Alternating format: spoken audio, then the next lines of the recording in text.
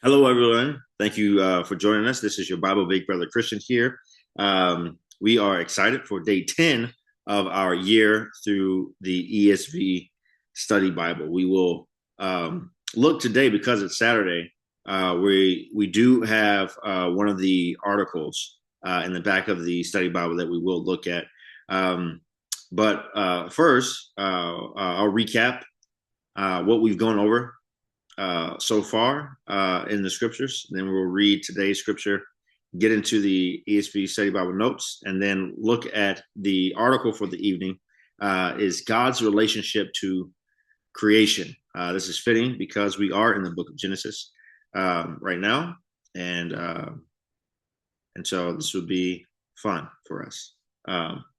But so far, we have looked at God creating the world.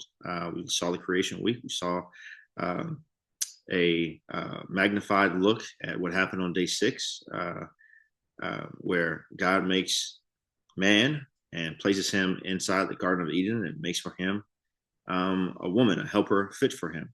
But then there is a fall. And after this fall, though God curses all three parties involved in the fall, he does provide some hope that there will be an offspring of the woman. And that offspring would crush the head of the serpent, but the serpent would also bruise his heel. Through the book of Genesis, we have seen many genealogies, starting with Cain, then to Seth. And in those genealogies, we started to look to see if the promised offspring there that was promised in Genesis chapter 3, if that promised offspring will show up. And so we got to the end of Cain's line, and we got to our first polygamous marriage with Lamech, who had 2 wives, and we saw that he was definitely not the promised offspring, but more so an example of who and what not to be. We got to the end of Seth's line. He was much more an example of someone that we would want to be. He is called blameless, one who walks with God, and there was a somewhat of a prophecy from his father that he would bring rest to humanity. He somewhat does. He partners with God and God's way of recreating the world after the flood.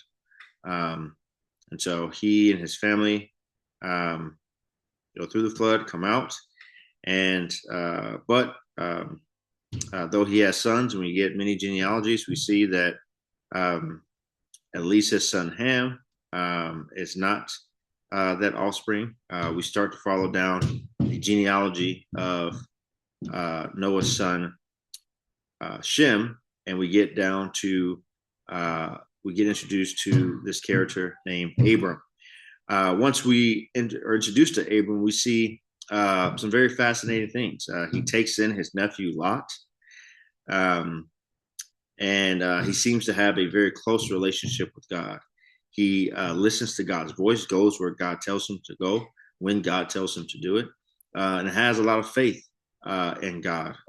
Even so much so that it says that Abraham believed God, and it was credited to him as righteousness.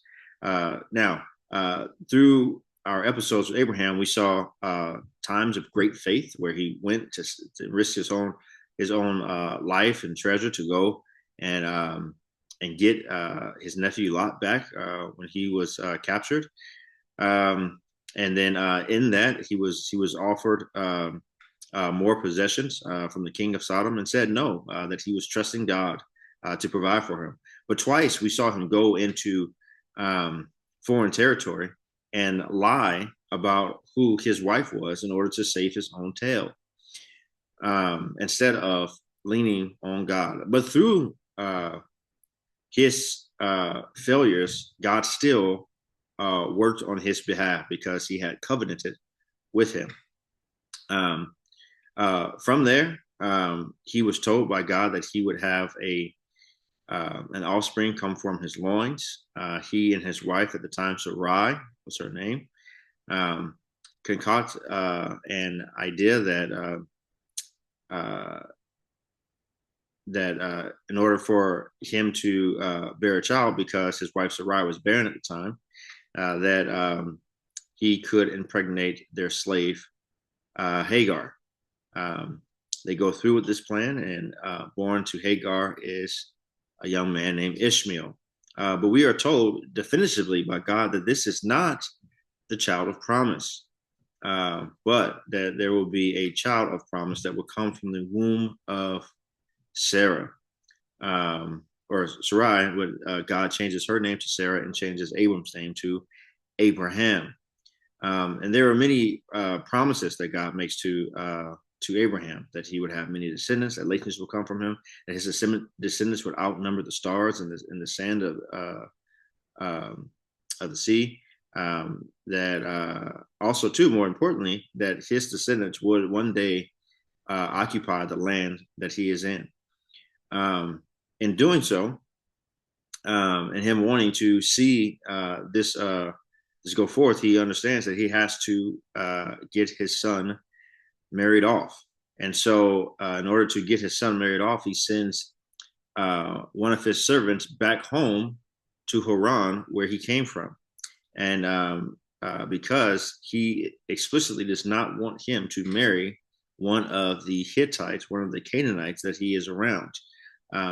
Abraham does not have a high view of the Canaanites, and he's also told by God that one day his descendants would take over that land, but not yet, because the wickedness of the people in that land has not come to its fulfillment. And so because of that, he does not want his son to be infected by the wickedness of the people there. And so he wants his son to marry someone from his own household. The servant does that, goes back to Haran, finds Rachel, the granddaughter of his brother, and brings her back, and she marries Isaac. After their marriage is consummated, some time goes by, and sorry, not Rachel, Rebecca. My apologies. Some time goes by, and Rebecca is having trouble conceiving, and so Isaac prays for her, and as he prays for her, she finally does conceive, and we find out that she is having twin boys. But they are continuing to struggle within her. She prays to God to find out what exactly is going on. He tells her that this is happening because there are two nations inside of her, and the older will serve the younger. Now, though she gets this message from God, there seems to be a communication issue with her husband, Isaac, because later on, when Isaac goes to bless his sons, he goes to bless the oldest one, and he blesses the oldest one, and he wants to bless the oldest one in a way that would have the brothers of the one whom he blesses to serve him. And so, in that, because of this miscommunication, there's some trickery involved, and Rebecca conspires with Jacob to deceive Isaac, and to get Isaac to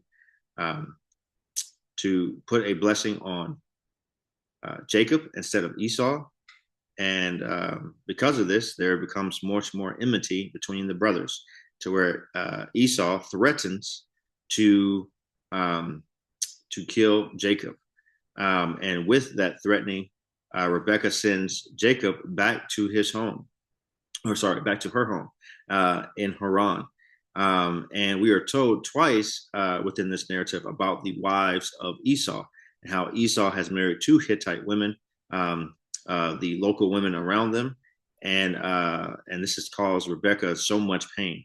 And so there is this assumption that today we would see um, an offspring from the family of promise that has covenanted with God go back to this place, and that offspring would find a wife. Um, but as the title of the thumbnail says, what goes around comes around. We have seen certain patterns happen throughout Genesis, where we see certain things happen one way, and we start to see a pattern happen in another story. And we might see X, and then the next story we might see X again, but it's not quite the same. But then when we saw Y before after X, we see Y again after X, and Y, is similar to the Y before, but not the same. Same as Z. So we get X, Y, Z, X, Y, Z, but the second pair of X, Y, Z is not exactly the same as the other one, but they do mirror each other. And so there are a lot of patterns going on currently with where we are inside of Genesis chapter 28 to chapter 30, and hopefully will be a blessing to you, very entertaining, and we will go ahead and get started. Genesis chapter 28 to chapter 30. Then Isaac called Jacob and blessed him and directed him. You must not take a wife from the Canaanite woman. Arise, go to Padan Aram, to the house of Bethuel, your mother's father, and take as your wife from there one of the daughters of Laban, your mother's brother. God Almighty bless you and make you faithful and multiply you, that you may become a company of peoples. May he give you the blessing of Abraham to you and to your offspring with you, that you may take possession of the land of your sojourners that God gave to Abraham. Thus Isaac sent Jacob away, and he went to Padan Aram, to Laban, the son of Bethuel, the Aramean, the brother of Rebekah, Jacob's and Esau's mother. Now Esau saw that Isaac had blessed Jacob and sent him away to Padan Aram to take a wife from there, and that as he blessed him, he directed him, you must not take a wife from the Canaanite women. And that Jacob had obeyed his father and his mother and gone to Padan Aram.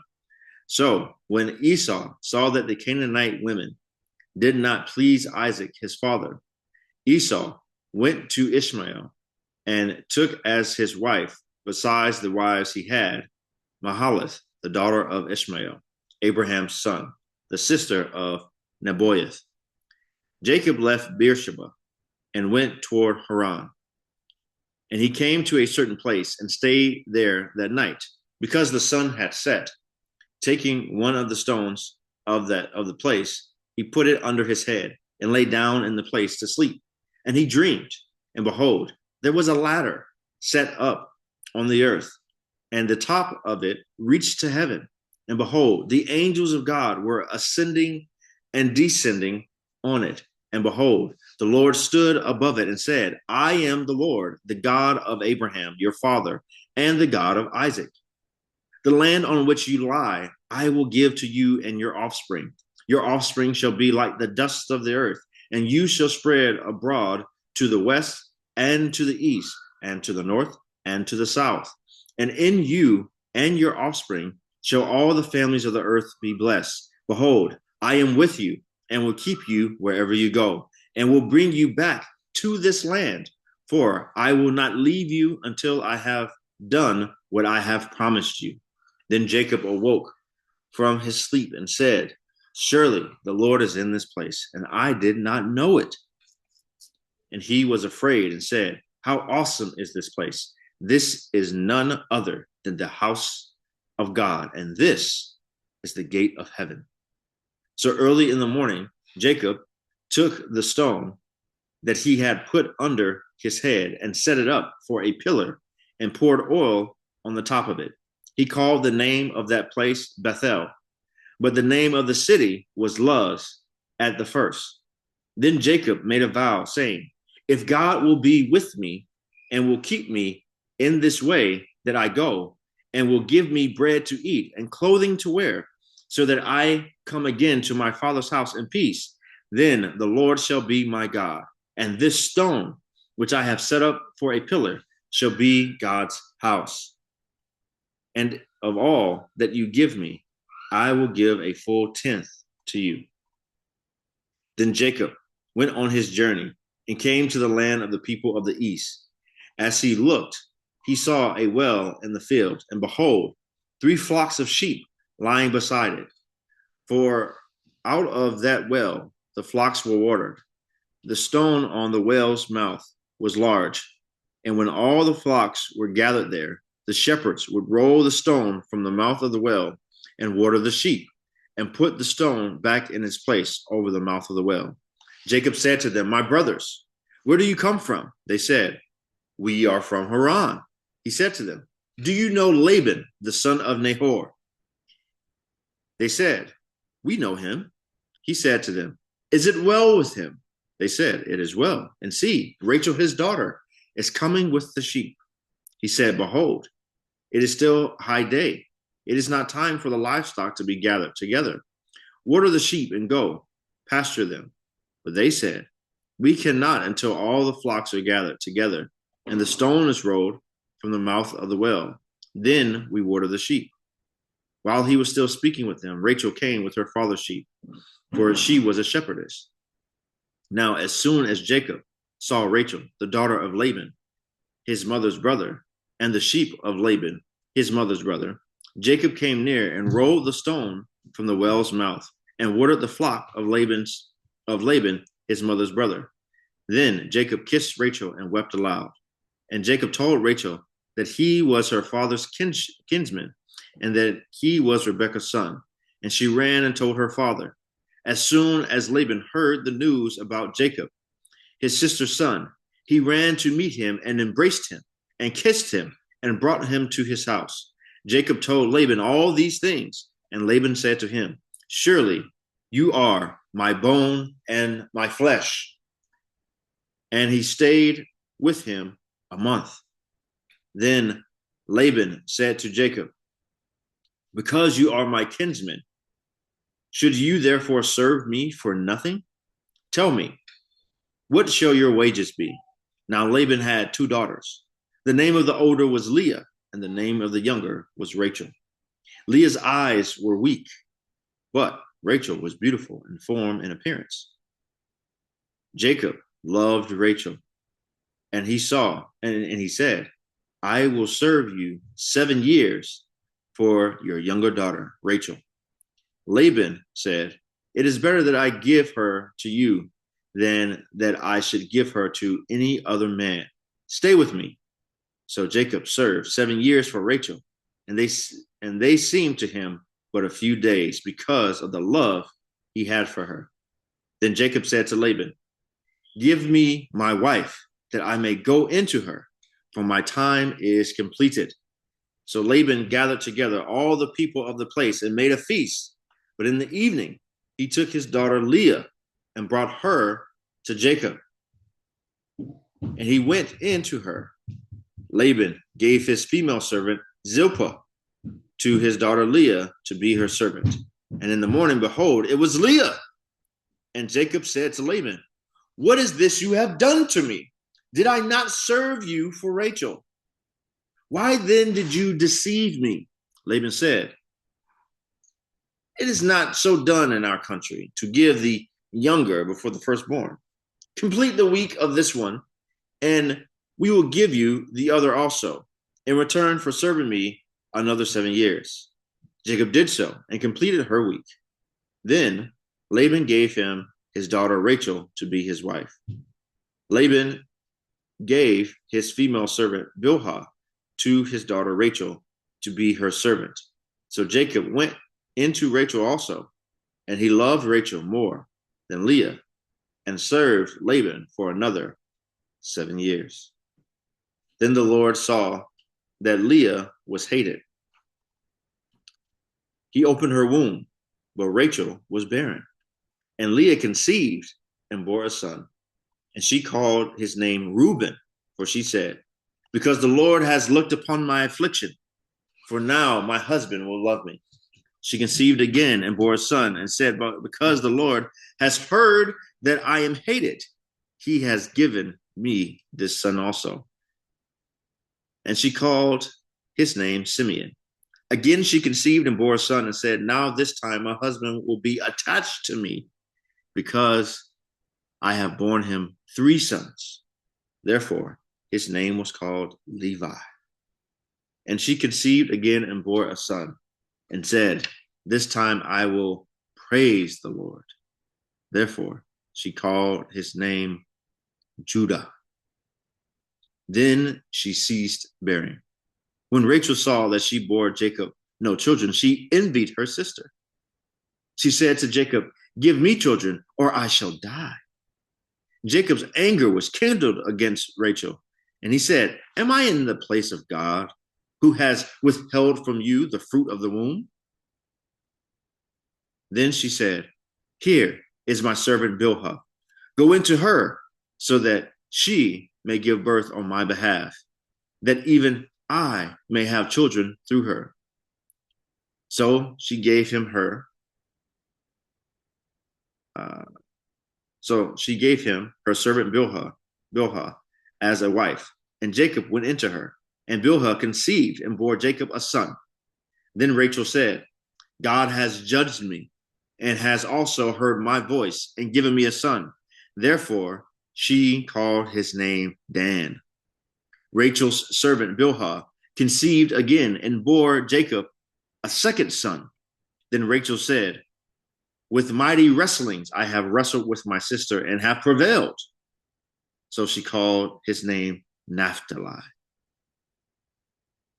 When Leah saw that she had ceased bearing children, she took her servant Zilpah and gave her to Jacob as a wife. Then Leah's servant Zilpah bore Jacob a son. And Leah said, good fortune has come.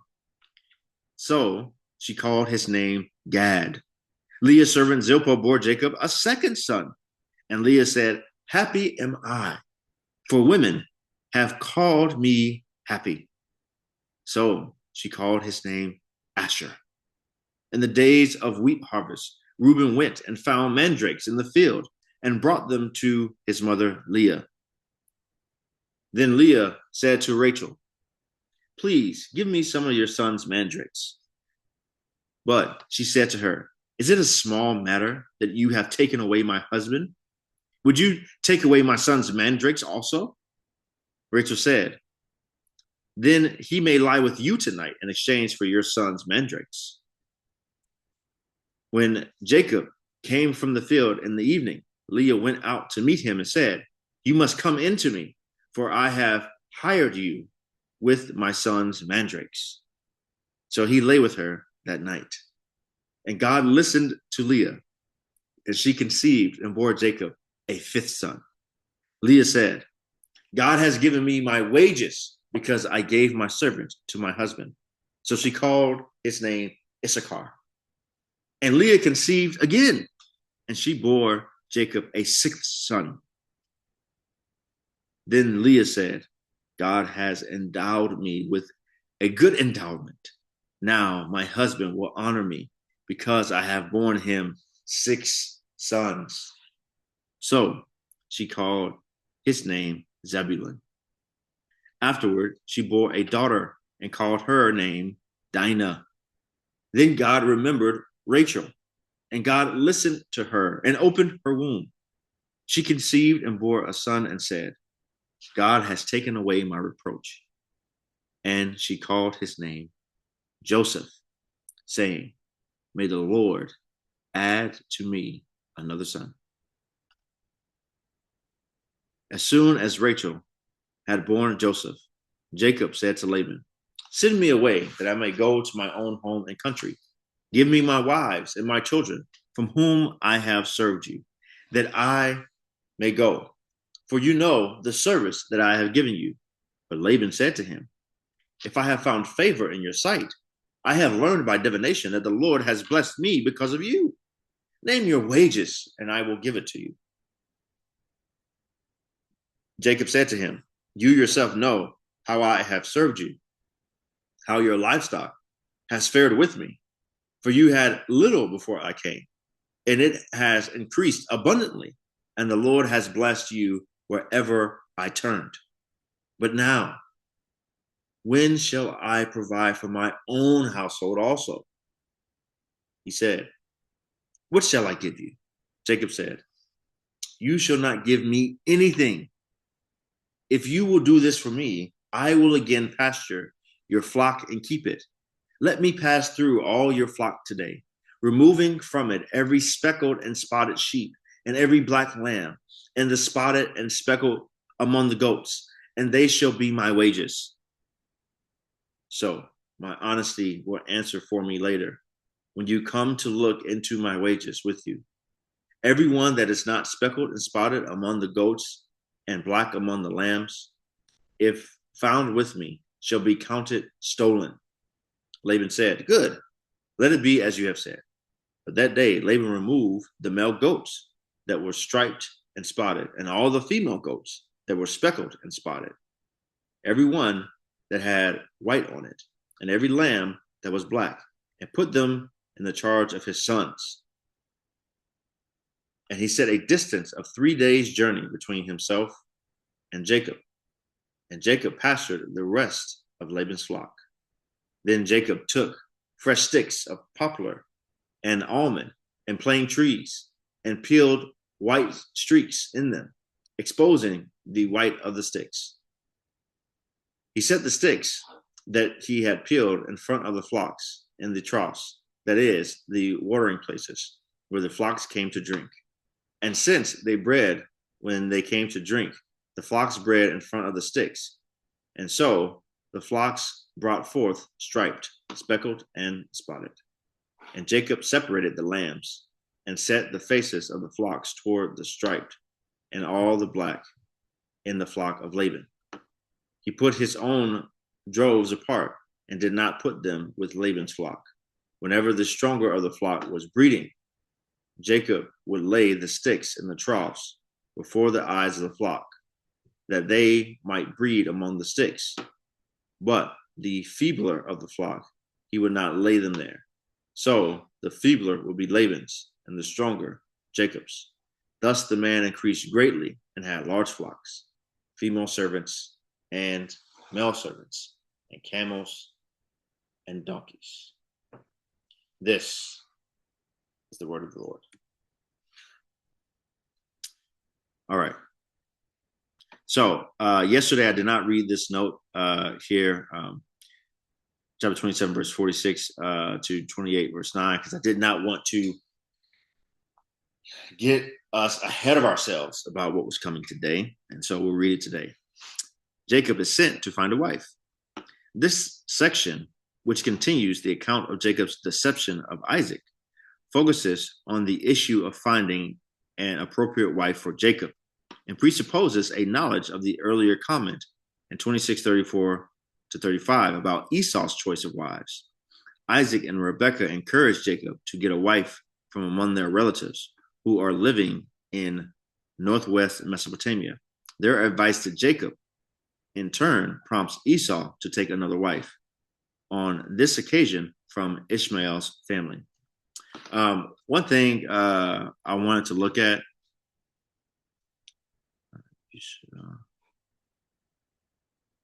is the circumstances. Okay, so here at the end of chapter 27, right? We'll start here in verse 42. But the words of Esau, her older son, were told to Rebekah.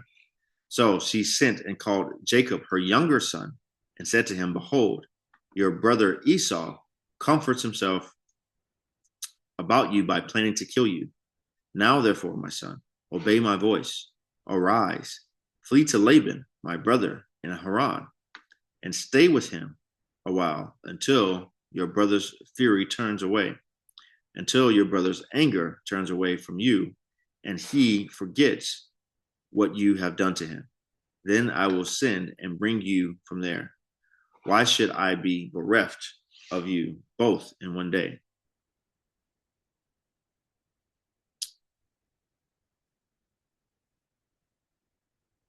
Okay. So this is Rebecca's reasoning. So we get two different reasonings for Jacob going to Haran. Rebecca's reasoning for sending him is to keep him safe away from Esau's threat to kill him. All right. But then we get Isaac called Jacob and blessed him and directed him. You must not take a wife from the Canaanite women. Arise and go to Padan Aram. Okay. So, and as we saw the maps before, Haran, Padan Aram, it's the same area, right? So it's like someone, saying, hey, go to LA, and someone else saying, hey, go to Southern California, right? Arise, go to Padan Aram, to the house of Bethuel, your mother's father, and take as your wife from there one of the daughters of Laban, your mother's brother. All right. So this is Isaac's reason. Isaac's reason to send him is so he can find a wife. Rebecca's reason for sending him is so that he can escape the threat of Esau. Right. One note that I wanted to bring to our attention as I read that. All right. This idea, obey my voice. All right. Obey my voice.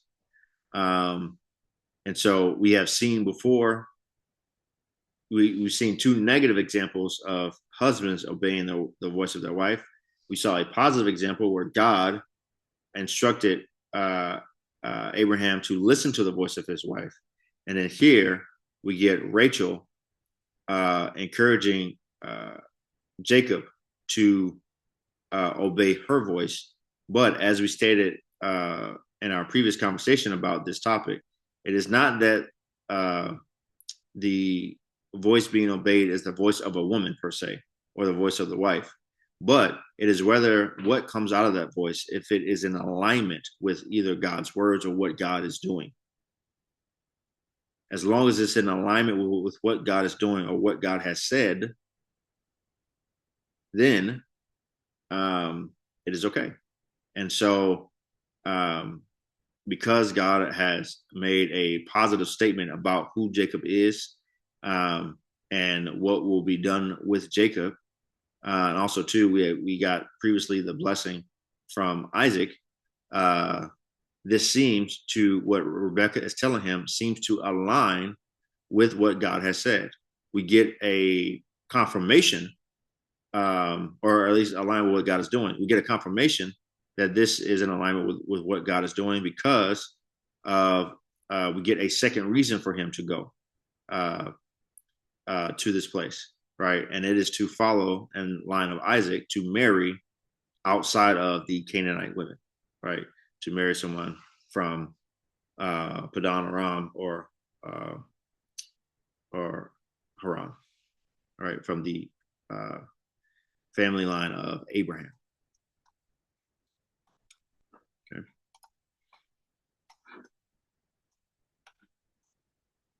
All right, chapter 28, verses 1 to 2. In response to Rebecca's negative observation about Hittite wives, Isaac instructed Jacob to take a wife from Laban's family. Abraham issued similar instructions, chapter 24, verses 3 to 4. Right, this was for Isaac. This advice, which coincides with Rebecca's desire that Jacob should flee from Esau, requires Jacob to go to Padan Aram. Chapter 28, verse 2. See note on chapter 25, verse 20. I think this is talking about what type of place Padan Aram is at the time.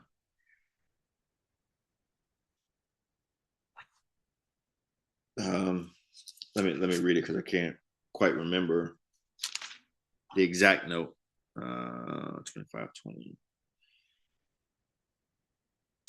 The repeated use of the term Aramean and the designation of their dwelling place in Padan Aram, meaning plain of Aram, indicate that Abraham's family was considered to be Arameans. In Deuteronomy 26:5, a patriarch, more likely Jacob than Abraham, is described as a wandering Aramean. Right, so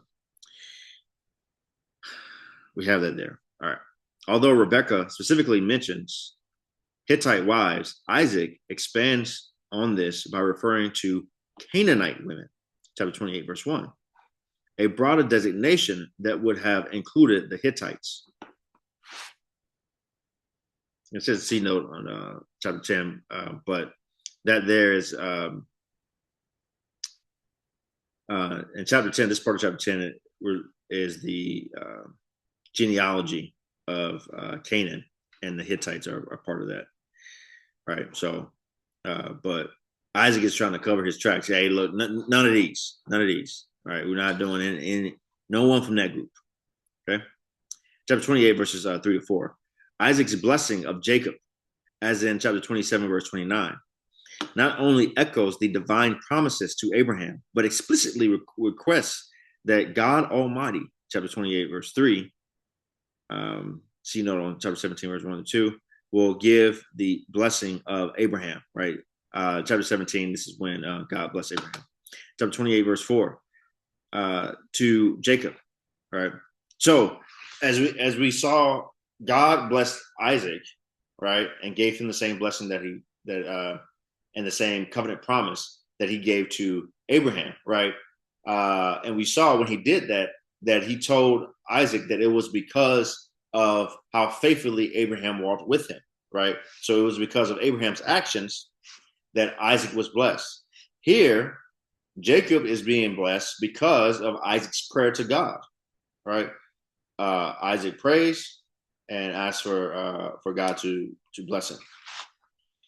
Although Jacob is being sent away to Haran in northwest Mesopotamia, Isaac anticipates that he will return to Canaan in order to take possession of the land divinely given to Abraham. And we talked about that yesterday, right? When we saw that he was being sent away, okay? And there was some association with him being sent away, and there was discussion about the wives of his brother who married wives there. And we talked about the parallels between what happened in chapter 24, as Abraham was like, hey, my son can't take a wife from this area, go back to my home, take a wife from my family there. That we expected that Jacob would do the same thing. We also expected, just like the servant came back from there with a wife, that Jacob would come back as well with his wife. And so we see just a few verses later that Isaac anticipates his return back to this land. Make you fruitful and multiply. All right, this echoes what God says to humans, like the first command he gives to humans, to be fruitful and multiply and fill the earth. In chapter 1, verse 28, a company of peoples. This echoes the motif of Abraham as the father of many nations, chapter 17, verse 6, and is repeated in chapter 35, verse 11. Chapter 28, verses 6 to 9. Having heard his father's instruction to Jacob that he should not take a Canaanite wife. Let's see. Well, Esau seeks to make amends for his earlier actions to gain his parents' approval. He marries one of Ishmael's daughters. Esau, however, still retains his two Hittite wives. Now, I will say this. As I was reading the scripture for today, there were plenty of times where it was hard for me to not laugh out loud. And I didn't want to do that to you guys while I was reading. And plus, I knew we were going to go through it in the notes, and I'd be able to provide my commentary. But man, I wish I knew the movie reference of the scene that I'm thinking about. But there's some movie or show or something where some guy does something, and I can't remember the faces. All I remember is this line, right, where the older guy says, "You must be the dumbest." Oh my goodness. I thought about that as Esau's like, oh wait, you're not pleased with my wives? Okay, let me go marry your brother, his daughters. Yeah, Dad, your brother, whom Grandma kicked out, whom you probably don't like. Yeah, let me go marry his daughter. You like me now? Goodness, this dude, man. Oh my goodness. Right. But we talked about before too, we talked about Isaac's spiritual blindness. How about Esau's spiritual blindness? Right. I mean, just repeatedly over and over and over again, right? For a bowl of porridge, he sells his birthright. Now, he gets, deceived out of a blessing from Isaac, right? Uh, but he's blaming Jacob for his birthright when, hey, you sold it for a bowl of porridge, right? And then here, right, um, having no concern for uh, uh, the circumstances of his father's marriage, and no concern for the quality of woman or women that he has married, and now seeing like, oh, hey, this is messing up my relationship with my parents. Let me try to fix it. And he goes and does something even dumber. I mean, goodness gracious. Um, you know, how could you think that this would fix it? And he intentionally marries the daughter of the son who is said is not the son of promise. So Esau, man, not you're not helping out the jocks right now, man. You know, there's brothers here that might have more you know physical girth to us. You know, the old adage, dumb jock, man. You're not making it look good for the athletes out here, Esau. Come on, man, get it together.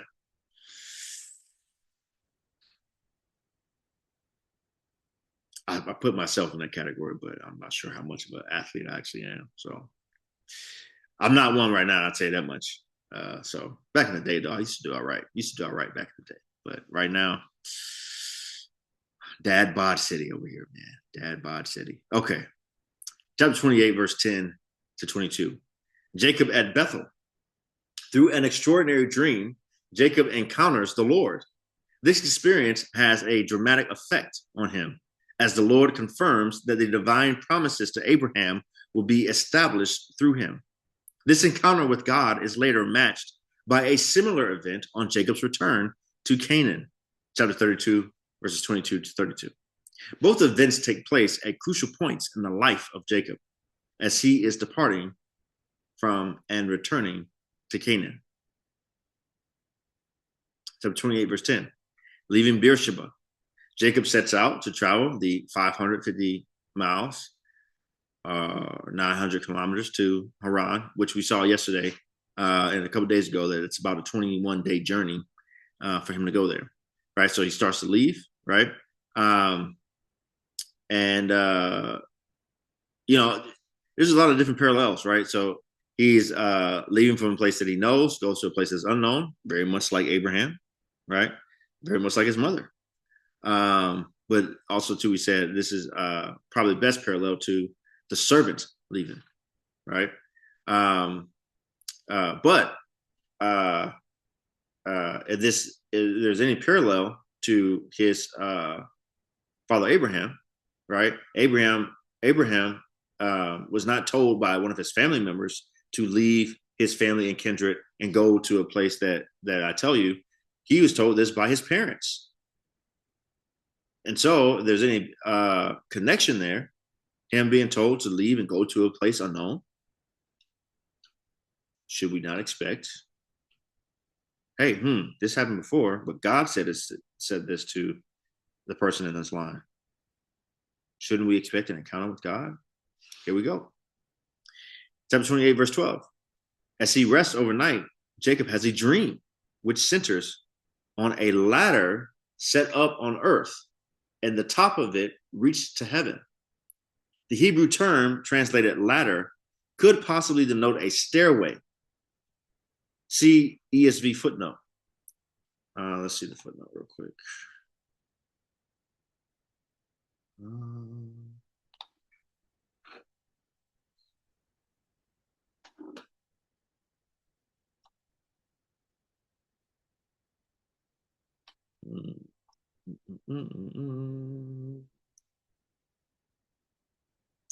Yeah, so it's number one, or a flight of steps. All right, so a ladder or a flight of steps.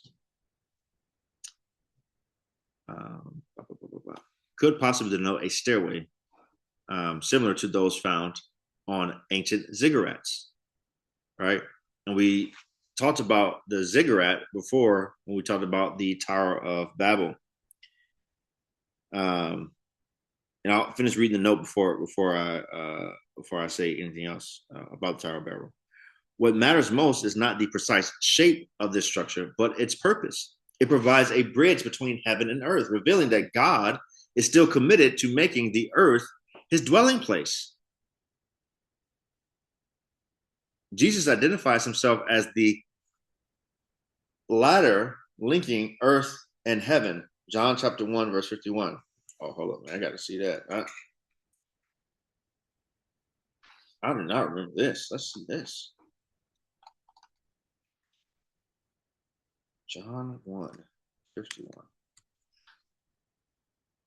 He said, truly, truly, I say to you, you will see heaven opened and the angels of God ascending and descending on the Son of Man. Let's read this whole thing. Oh, too far.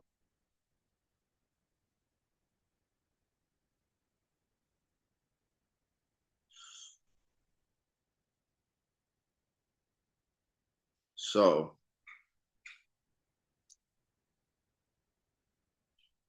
this is when he is talking to some of his first disciples, as he called them, at the end of chapter 1 in John chapter 1. So I guess what they're connecting to is this language, heaven opened up and the angels of God ascending and descending on the Son of Man. See, this is why it's so important, man, to read the Old Testament, right? Because this language, it seems to be the same. Let's look at this. John 1, 51, and Genesis 28, 12. No.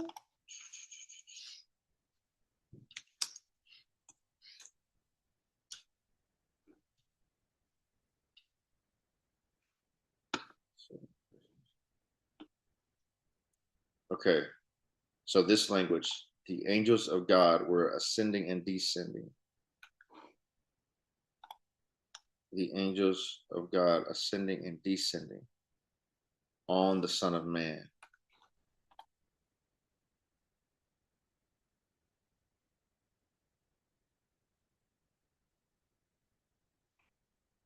So they're making that connection there.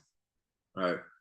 So there's so many of these things. The more that I've read the Old Testament and then went back and looked at things in the New Testament, there's so many times when I read the New Testament and I see certain phraseology, I'm like, hey, is this gospel writer trying to make a connection to the Old Testament at all? Because, this seems like an exact reference, right?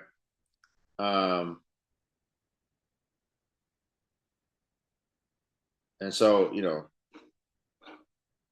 let's have this in the back of our mind. We have this in the back of our mind. Let's continue to look at the ESV Study Bible notes and see what that might mean for that story now, right?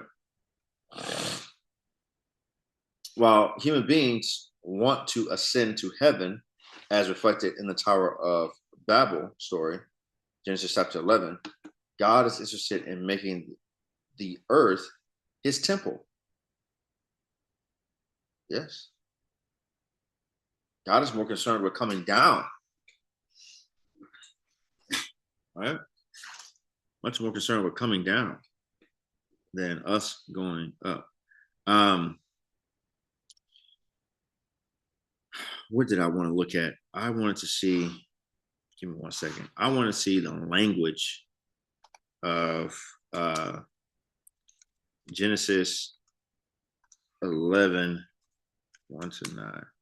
I want to see the language there because, I mean, this sounded so eerily like the story there. All right, now the whole other one language. Come, let us make bricks and burn them thoroughly.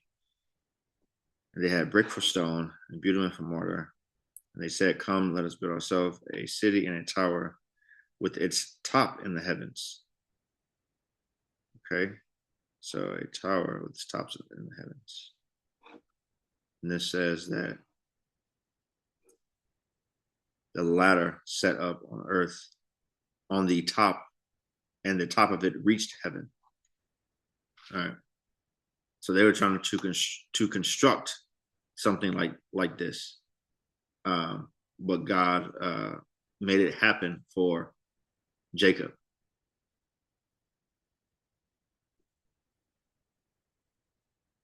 All right. So they were trying to construct something, a city and a tower with its tops in the heavens. But here, Jacob just goes to sleep, and God sets up a ladder whose top of it reached to heaven. All right.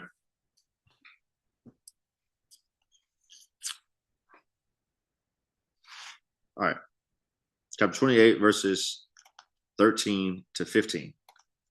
The expression, the Lord stood above it, verse 13, could also be rendered, the Lord stood beside him. All right, ESV footnote, beside him. Okay. Jacob's reaction in verse 16 suggests that he perceived God as being with him on earth rather than in heaven. The Lord's words loudly echo the divine promises made to Abraham. Chapter 12, verses 3 and 7. Chapter 13, verses 14 and 16. Chapter 7, verses 7 to 8. Chapter 18, verse 18. And then chapter 22, verses 17 to 18. And Isaac, chapter 26, verse 4. All right, it's reiterating of the promise, reiterating of the promise. In an act of grace, God states that he will not abandon Jacob, but will fulfill these promises to him. Right? So there's the reiteration. So the promise to Abraham, there's now the promise to Isaac, and then the promise to Jacob. Chapter 28, verse 16 to 17. Surely the Lord is in this place. Verse 16. Jacob's affirmation of the Lord's presence indicates that he considers God to be resident in this location. Consequently, he describes it as the house of God, verse 17. The associated phrase, gate of heaven, verse 17, possibly implies that this is the entrance to the divine city. Since Jacob names the location Bethel, verse 19, which means house of God, the idea of God's being present on earth is clearly dominant in this thinking. The idea of a gate into heaven is a common one in ancient Near Eastern literature. For example, one of the titles given to a high priest of Thebes in Egypt was the opener of the gates of heaven. Okay, that's very interesting because of something I'm about to show you guys. But as we keep saying, right, whenever folks talk about the similarities between much of the Pentateuch, Genesis, Exodus, Leviticus, Numbers, and Deuteronomy, when people point out those similarities, right, they do so with a suggestion that the Bible copied those similarities. But in reality, the Bible is challenging those different writings, right, and saying, hey, you have gotten this wrong. But really, this is the true deal right here. This is the truth over here, what we are saying, right? So they intentionally incorporate similarities to other things to correct the record. Right now, gate of heaven. Let's go to, I think it's John chapter 10. John 10.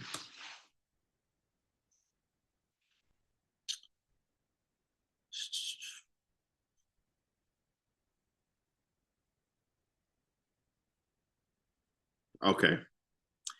So here, they don't use gate in this translation. See, they use door. Give me a second. Let me look at the first numbers. I am the door of the sheep. Truthfully, I say to you, he who does not enter the sheepfold by the door, but climbs in another way, that man is a thief and a robber. But he who enters by the door is the shepherd of the sheep.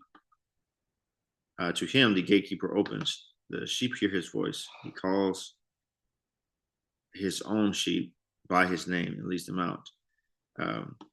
When he has brought out all his own, he goes before them. And the sheep follow him, for they know his voice. The stranger they will not follow, but they will flee from him, for they do not know the voice of strangers.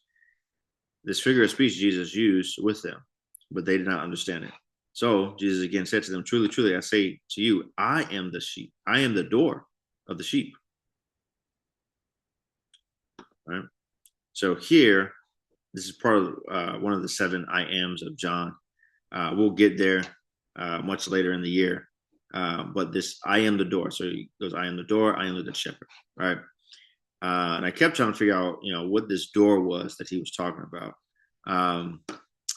But again, I'm about to show you guys why it's important to look at different versions as well. So this is, all right, that's verse 7. So John 10:7. Now let's go back to Genesis 28. Is it verse 17? All right, gate of heaven. All right, so this says gate of heaven. All right, now we're going to look at, let's look at the CSB real quick. CSB. All right, so the Christian Standard Bible has, I am the gate for the sheep. This is the gate of heaven. Okay, let's look at the, did the LSB before. Let's look at the LSB. I think they have the same as well. No, LSB has door for the sheep, has gate here. Let's see if we can find.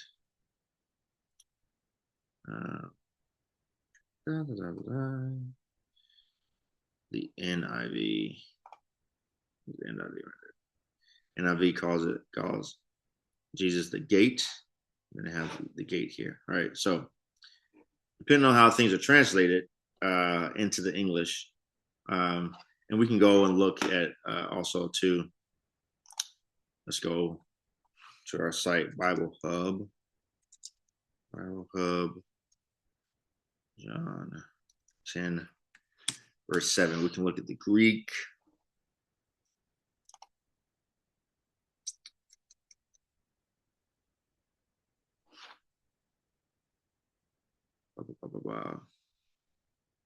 All right, so you see some versions put gate, some put door.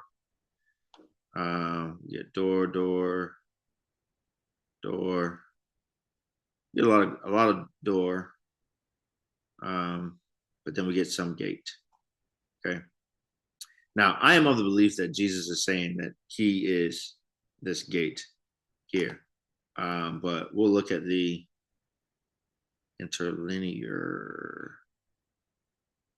Okay. All right. So Thyra. All right. There could be door, gate, or entrance. Okay. Now, let's see if I can do this.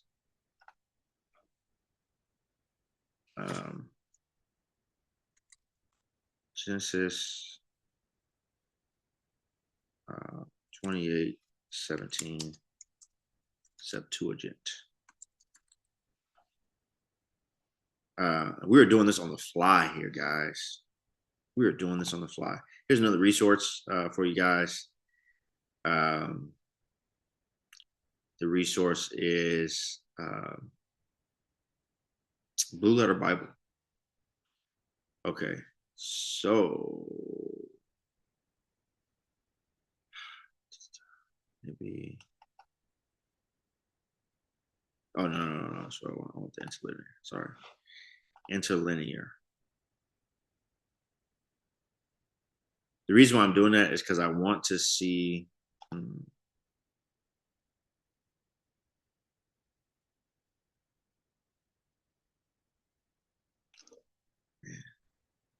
How can I see?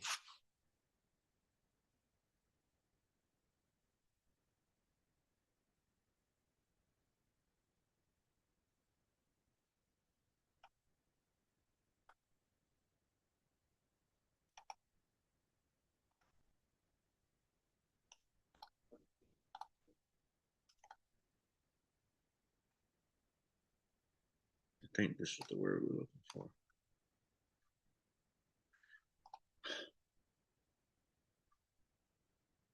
Nope. All right. I'm looking for theta. Maybe this is it.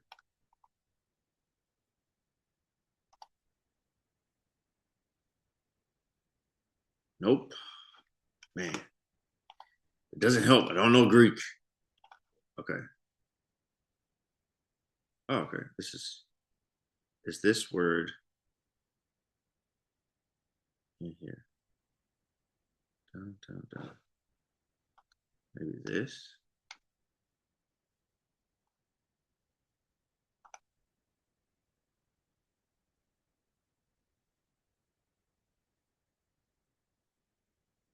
Of sky of heaven.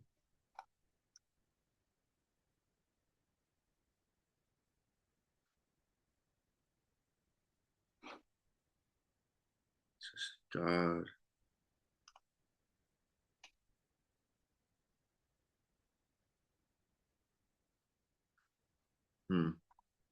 Sorry, guys. I'm trying to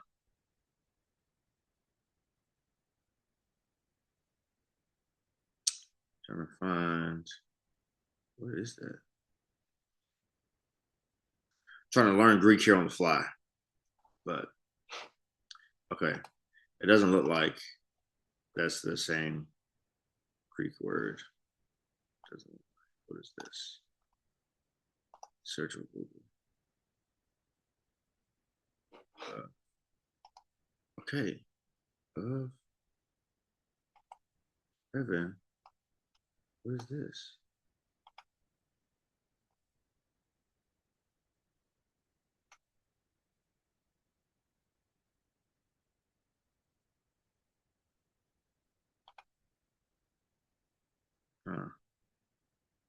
Oh yeah, gate entrance. Okay. Okay. So all right. So they use a different Greek word. So maybe it's not the same. All right. Maybe it's not the same. Maybe Jesus is not trying to make reference to that. I could be wrong. However, I think it would be fitting, right, if they're especially looking at the note, right? If there's association of the gate of heaven, right, and where a priest, uh, the high priest of Thebes in Egypt, was called the opener of the gates of heaven, right? If Jesus would be saying, "Hey, no, that's me. I am the opener of the gate of heaven. No one comes to my sheep except through me. No one comes to the Father except through me." Right. So I don't know. Could be wrong. Could be wrong, but could be far fetched. But yeah. So we'll keep it going here. Chapter 28, verse 18. Although Jacob commemorates this special event by setting up a pillar and consecrating it with oil, it is noteworthy that he does not build an altar. This is a further indication that he has not yet fully accepted the Lord as his God. While the practice of setting up pillars was common in Canaanite worship, Deuteronomy chapter 16, verse 22, prohibits it. Years later, after his faith-transforming encounter with God at Peniel, Jacob returns to Bethel in order to construct an altar. So a pillar and construct. Okay. Yeah. So here, the setting up of a pillar, right? And this is good. This is why, we need commentaries, right? And, stuff from biblical scholars, right? Because just reading it yourself, I didn't know this, right? The association of the pillar with the Canaanite worship, I didn't know this. However, right, this is something that's being brought to our attention, right? There are different things, man, within different cultures, right? I've heard different biblical scholars talk about how we are further away from the biblical text in the culture than we are in years. And for Genesis, we're 3,000 years away, man. 2,500 years at least. Oh, sorry, no. Yeah, I was right. Yeah, 3,000. Yeah, 3,500 years. We're 3,500 years away, right? Moses is writing this in 1,500, 1,300, 3,200 years away from, when this is being written, at the least. And so, but they say we are culturally further away than that because our cultures just don't line up at all. There are cultural references that happen within the text that we just have no idea about. I mean, how many of us would have stopped and said, oh, wow, hey, he gets this great revelation of God and then he messes up the worship? We wouldn't know that unless somebody told us. It's very important, man. Get the study tools, right? A gift that God gives to the church. Chapter 28, verse 19. The name of the city was Luz at the first. The city's name continued to be Luz until the Israelites occupied Canaan many centuries later. See chapter 35, verse 6, chapter 48, verse 3, Joshua chapter 18, verse 13, and Judges chapter 1, verse 23 to 26. So I'm guessing through that time, it kept being called Luz. The actual location called Bethel by Jacob probably lay outside the city of Luz. See Joshua chapter 16, verse 2. Okay, and we'll see those when we get there.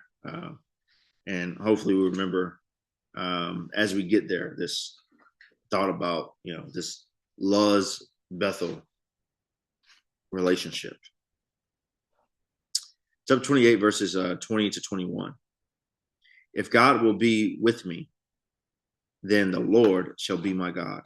The conditional nature of Jacob's vow reveals that he is still ambivalent regarding his commitment to the Lord.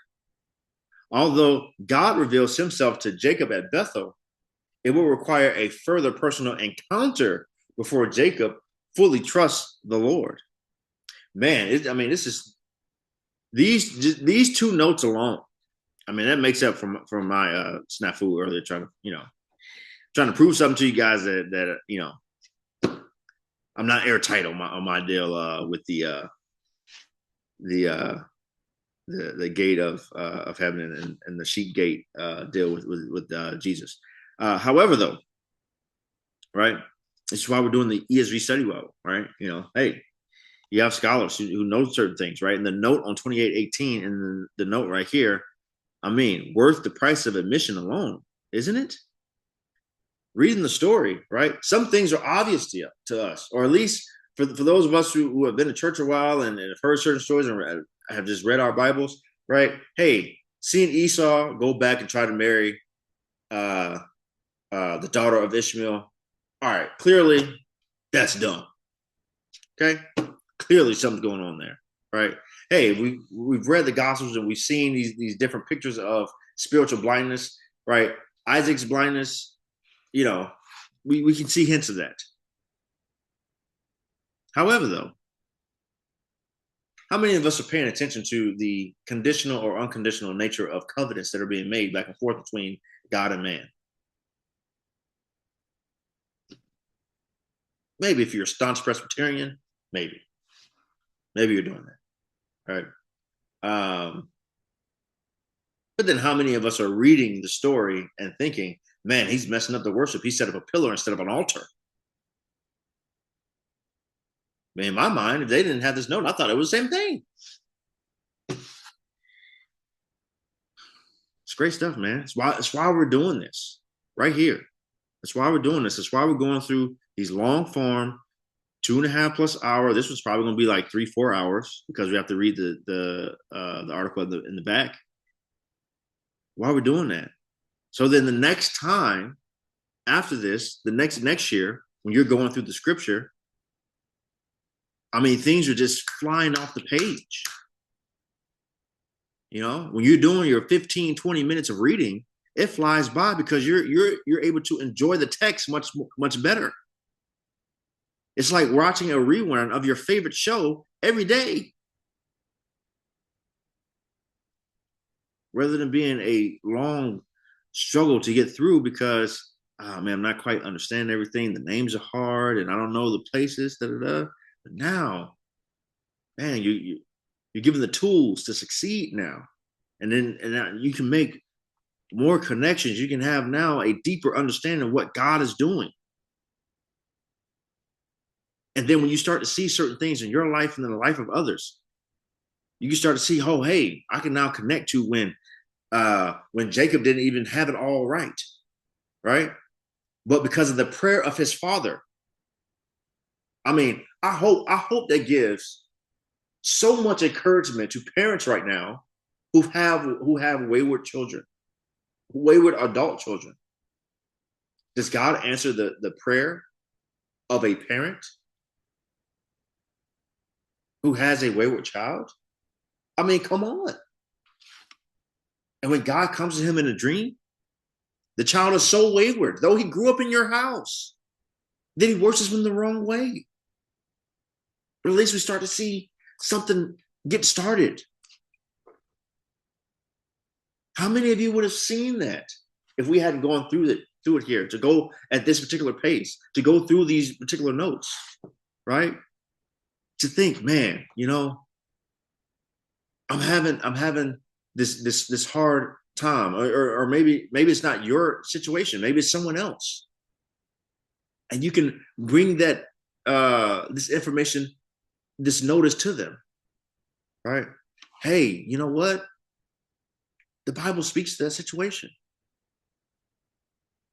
There was a man who was in the Bible and had a relationship with God, but yet his sons, you know, they didn't really, you know, they didn't really get it. His oldest son, you know, kind of, you know, left the house and went off and you know, got into relationships with local women that just wasn't good, caused him much pain.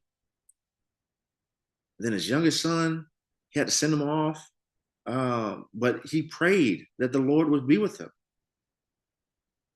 And as he was leaving the house, didn't even get to the destination that he was being sent to. How many of you are sending them off to college?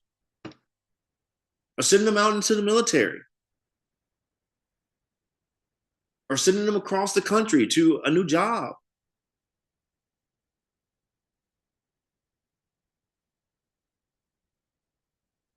Maybe you could pray, hey, Lord, you did it for Isaac. Can you do it for me? Can you help my child and encounter them on the way to their destination?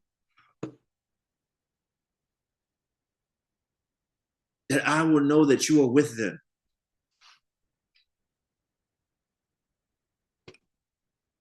So if you're wondering why, hey, does it take all this, Christian? Why does all this matter? I'm trying to figure out, you know, the name of certain rocks and you know, and what year was the Exodus, da da da da, and you know, do you have to do all of this? Is it worth this much, man? Yeah. Even if you just have that, if you don't watch any other video, and you just have that. I think so. I think that's worth it. I think that matters.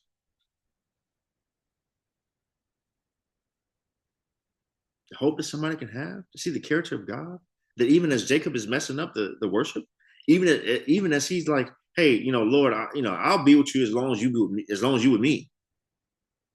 But if I start to see things fall off, hey, I'm out. I'm out at 5,000. But then the Lord still shows his faithfulness, even as he messes it up. Okay. Chapter 28, verse 22. This stone shall be God's house. Jacob promises that he will construct a sanctuary for God, the consecrated stone being the first part of the process. Temple building becomes an important part of the duties undertaken by the royal line descended from Jacob. I will give a full tenth to you.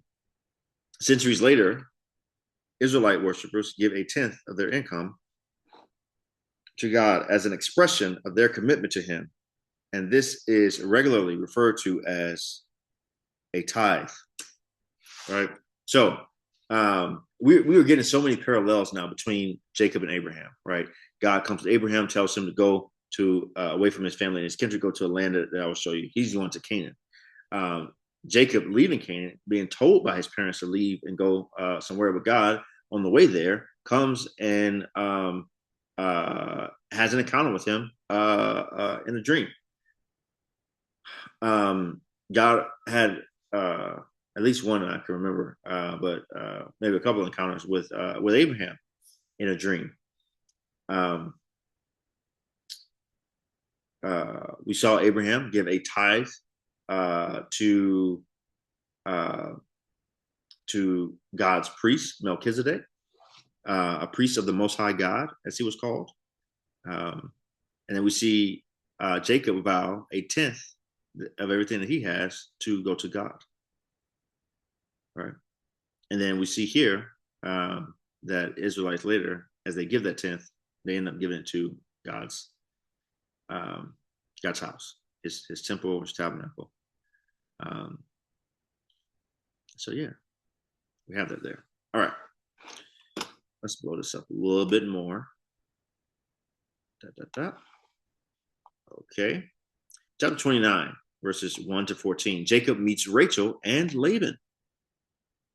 Aspects of this episode parallel the earlier account of the journey of Abraham's servant at Padan Aram in order to find a wife for Isaac, chapter 24. While both accounts involve providential encounters at a well, subtle differences exist. Whereas Abraham's servant prays for guidance, Jacob is not recorded as praying. In chapter 24, Rebekah's willingness to water the camels proves decisive in establishing her identity as Isaac's future wife. On this occasion, Jacob's willingness to water Laban's herd establishes a special relationship between the two men. All right. So, in chapter 24, Rebekah waters, all right, which shows that, hey, she has a particular character that is worthy of being Isaac's future wife. Here, Jacob willingly waters Laban's herd, which establishes a special relationship between those two.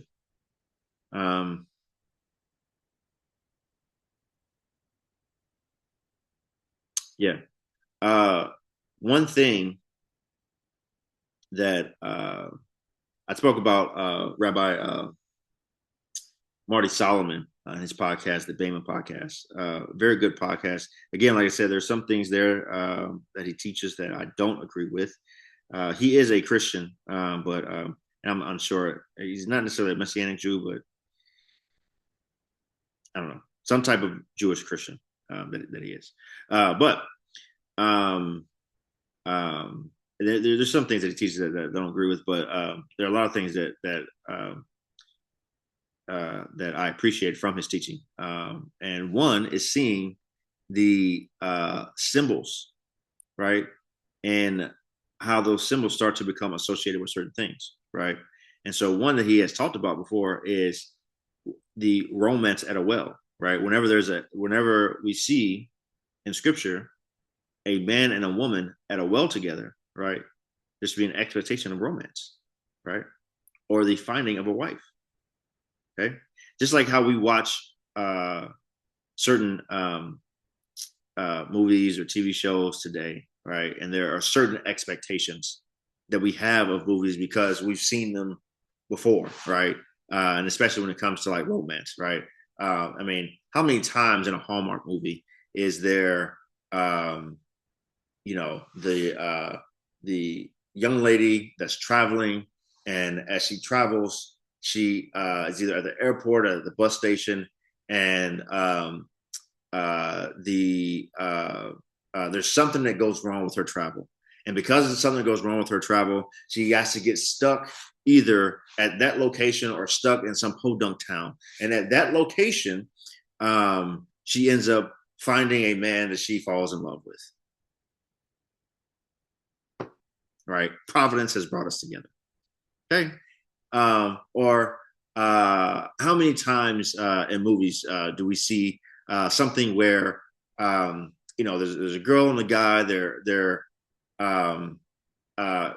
going to encounter some sort of outdoor activity, whether it be in riding jet skis or riding horses, and one is definitely has much more prowess on the riding tool than the other, and there is some sort of clumsiness that leads to a higher romantic encounter. Right? Somebody falls off the ski, or somebody falls off of the horse and gets hurt, and then you see, right? You get all these different motifs that happen, and in our current imagery when it comes to stories, right? And so for them in the ancient Near East, right, we saw wells before and earlier in Genesis, right? But the only characters we saw there were men, right? And so there was either conflict or there was contracts happening at the well, right? So a couple guys at the well. Hey, either there's conflict. Hey, this is our water. This is our well, right? Or there's a contract made, right, at the well. So we saw that between Abraham and Abimelech, and then later we saw that with Isaac and Abimelech, right? So we see that motif when we see two men at the well, right? But when we see a man and a woman at the well, well, hey, sooner or later there is a wedding happening, right, or a consummation of a marriage somewhere down the line. Okay. Now, as I say that, some of you who have already gone through the Bible are thinking about a famous story in the New Testament about a man and a woman at the well. And you're trying to figure out, man, where is this going? Right? We'll talk about it when we get there, right? But just throw that little nugget out there, right?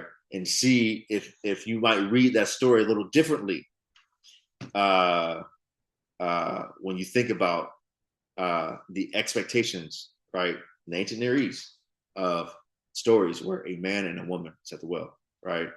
And think, why now might it be interesting that there are questions from folks who come and see this man at the well with another woman? Okay. So that's there for free, right? You guys can go explore that yourselves. Okay. Chapter 29, verse 1. The people of the East. This is an unusual way of referring to the inhabitants of Padan Aram in northwest Mesopotamia. In Genesis, however, the East is often associated with those who are expelled or move away from God's presence. This brief comment possibly signals that Jacob's relatives do not worship the Lord. Very interesting, right? Another thing I got from Rabbi Marty Solomon, that he's talked about, different symbolisms. One of the symbolisms he talked about is the direction, right? Looking at the direction, right? Where the East, right, as they say here, is associated with going away from God, right? And so whenever someone is traveling east, okay, they're traveling away from God, right? Where they're traveling west, they're traveling toward God, right? Where did God put humans outside the garden? He put them outside to the east. He put them east of Eden, right? So his presence is in Eden. He put them to the east of Eden. Okay. Um, and so we start to see that, right? And so again, bringing up New Testament stories, right? Where do the Magi come from? They come from the east. Okay, so they're in the east. They come from the east, so they're traveling from the east. So that means they're traveling west. What are they traveling to? They're traveling to God incarnate, come into the earth. Okay, so that's something else that as you do your reading, right? You start to slow down and recognize, like, hey, what are these different motifs that I'm seeing over and over again, and how is that being placed together, so that I can have certain expectations as I read, and then how can I now frame that into trying to see exactly what is going on in the story and what is the author trying to help me to see. And once I see that, then maybe I can see God a little clearer. I can see the characters a little clearer. All right, chapter 29, verses 2 to 3. These verses provide information about the process by which herds were normally watered at this well. In particular, attention is drawn to the large stone that covered the well's mouth. Chapter 29, verses 4 to 6. Jacob discovers that the shepherds are from Haran. He inquires after his uncle, Laban, the son of Nahor, verse 5. Strictly speaking, Laban is Nahor's grandson. The Hebrew term for son may denote any male descendant. In the New Testament, Jesus is described as the son of David, Matthew chapter 1, verse 1, even though David lived about 1,000 years earlier. All right. Okay. Okay. Yeah. I wanted to reread. Let's do this first, then we'll read it. Chapter 29, verse 6. Providentially, Laban's daughter, Rachel, is spotted bringing her herd to the well. Rachel means ewe, an appropriate name for a shepherdess. All right. Man, dang. I was supposed to look up the ewe lambs thing with Abraham and Abimelech, and I had not. Lord willing, I'll do that sometime before we speak again. Chapter 29, verse 10. Jacob came near and rolled the stone from the well's mouth. Jacob demonstrates extraordinary strength in being able to move the stone. All right. Hey, maybe he saw something he liked, saw Rachel. Got a little superhuman strength there, out of his affection for Rachel. All right. Chapter 29, verses 11 to 14. Jacob kissed Rachel, verse 11, probably as an act of family affection rather than of romance. Cross-reference verse 13. Jacob discloses his identity to Rachel, verse 12, who in turn introduces him to her father, Laban. The warmth of the family reunion is shown by the way Laban embraces and kisses his nephew Jacob, verse 13. Okay. Give me one second. Something I wanted to see here. I want to reread this. I wanted to reread it while I was reading it earlier, but I was like, man, let's just get a clean reading and then we can come back to it. So in verse 4, Jacob said, my brothers, where do you come from? All right, got that. All right, so he said, so Jacob said, behold, it is still high day. Is it not time for the livestock to be gathered together? Water the sheep and go pasture them. But they said, we cannot until all the flocks are gathered together and the stone is rolled from the mouth of the well. Then we water the sheep. So maybe here they're stating that, they need everybody in order to move the stone. Maybe that's what they're saying, while he was still speaking with them, Rachel came with her father's sheep, for she was a shepherdess. Now, as soon as Jacob saw Rachel, the daughter of Laban, his mother's brother, and the sheep of Laban, his mother's brother, Jacob came near and rolled the stone from the well's mouth and watered the flock of Laban, his mother's brother. Right. Because as I was first reading it, I was like, man, he just defied everything he just said. Like, hey, we wait for everybody, then we roll the stone away, then we water the sheep. Right. But for him, hey, he just saw Rachel and was like, I'm rolling the stone away. I'm watering these flock right now. Defying their custom. So I don't know if this is saying something about his defiance of rules or his strength. Maybe it might say both, but that's just something I noticed. Okay.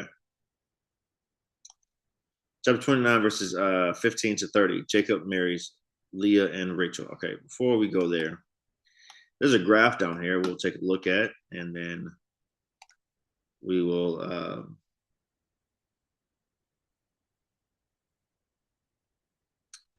we'll talk. Hold up, there is something on this verse in verse 13. Okay. I'm not gonna go and show this. I would say that this phraseology comes up again. I know it comes up again here in Genesis. And so hopefully before that comes up, I would have done my homework so I don't have another episode like I had today. However, this phrase, he ran to meet him and embraced him and kissed him. He ran to meet him and embraced him and kissed him. There's a very famous story in the New Testament where that same verbiage is used.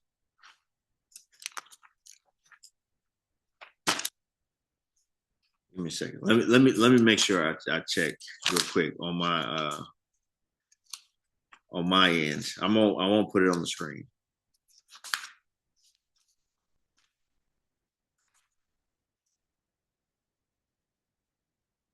I won't put it on the screen there, but let me make sure. From the ESV. Give me a second.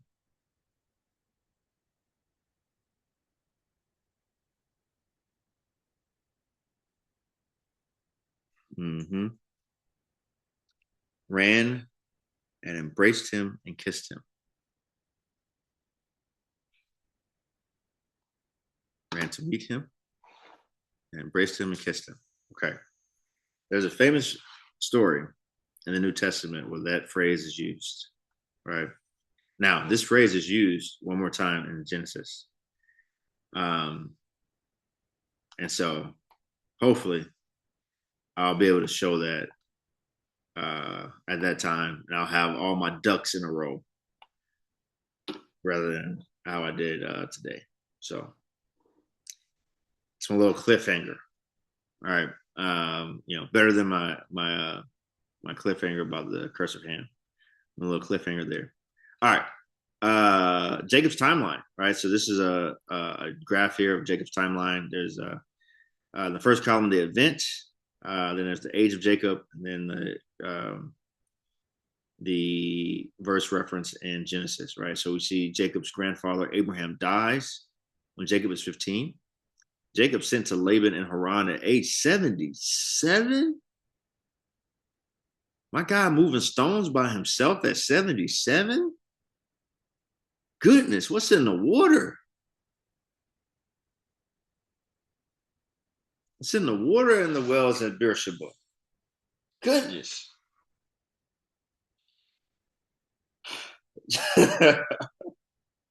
Jacob marries Leah and Rachel at age 84. Jacob follows Joseph and Rachel at age 91. Jacob flees from Laban to Canaan at age 97. Jacob's son Joseph sold into slavery at age 108. Jacob's father Isaac dies at 120, and Jacob reunites with Joseph and his family to Egypt at age 130.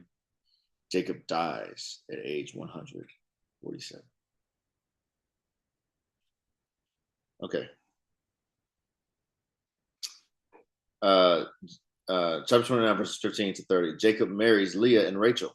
Jacob's journey to Padan Aram to find a wife results in his obtaining not one, but two. Okay, right?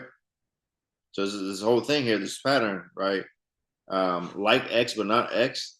Like Y, but not Y, right? So like X, there is a member from the household of the covenant family that goes to Padan Aram to back to Abraham's household to find a wife. So that's the like X. The not like X is first time there's a servant. This time there's Jacob. The servant comes back with one wife. Jacob goes and gets two wives, not just two wives. Jacob gets two wives and two slaves. So it's a lot going on there. All right. Let's increase. There we go. This episode is full of irony. Having deceived his father by pretending to be the firstborn, Jacob himself is now deceived by his uncle Laban in marrying his firstborn daughter, Leah. Afterward, Laban permits Jacob to marry Rachel, but only on the understanding that Jacob will work for another 7 years in order to pay the bride price for her. As I stated, as is in the thumbnail, what goes around comes around. Okay? Jacob the deceiver with his him and his mother, co-conspirators in deceiving his father, has now been deceived by the father of his wife. Chapter 28, verses 15 to 18. These verses set the scene by providing information essential for the development of the story. The brief description of Leah and Rachel are sufficient to explain why Jacob loves Rachel. Right? Leah has some eye issues, doesn't have it all together. Rachel, though, she's the talk of the town. She's the bee's knees. What's there's a phrase that they use for her.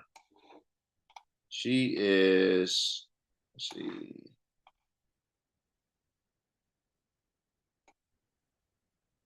Beautiful in form and appearance. I mean, come on now. Form and appearance. Beautiful. All right. I mean, something to look at. Want to take a bite out of.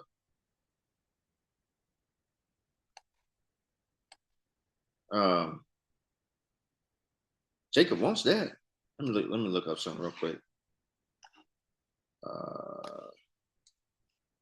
Appearance.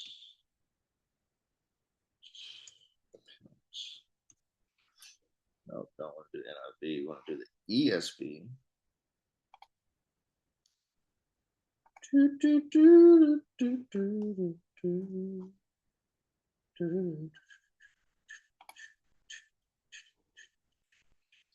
Thank y'all for who all still remained around.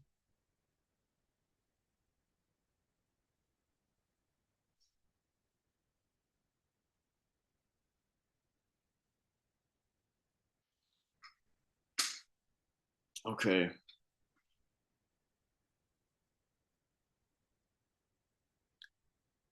Try the appearance. Okay. Beautiful in appearance was used about Sarai. So we have attractive in appearance, beautiful in form and appearance. And then we see form and appearance, handsome in form and appearance later. We'll discuss that. Okay. I was trying to see if that's what was used for the trees in Genesis 2.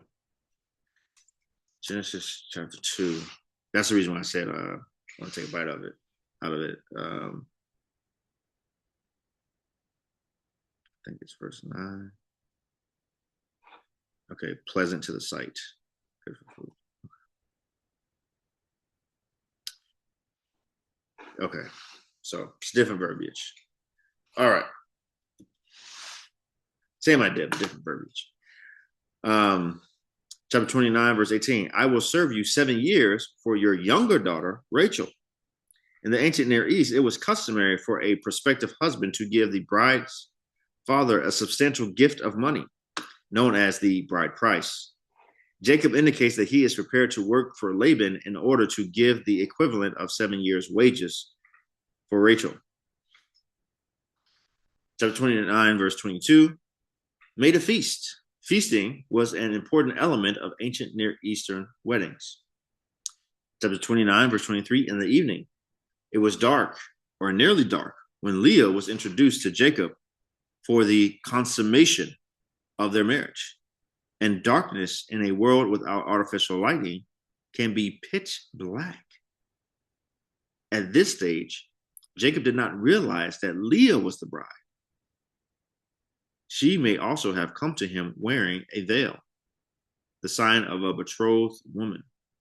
See chapter 24, verse 65. That's they're referring there to when Rachel, when she saw Isaac for the first time, put a veil over her face. Now, some of you may your wheels may be churning right now, right? Your mind may be going. Hey, Christian has kept bringing up these certain patterns and things like this, you know, and haven't we seen something like this before, where there's someone laying in a tent, right? Maybe after a few too many, maybe after a celebration, and then somebody comes in, okay? And there's, some hoopla about what happens in the tent. So, man, I wonder, hold up. This might be another motif. Let's look at it real quick. Come on. Tent.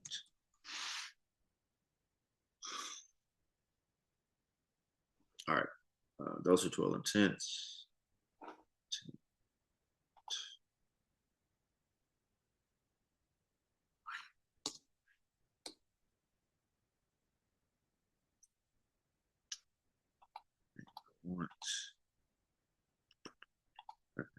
Maybe here. Just so we don't have multiple tents. Okay.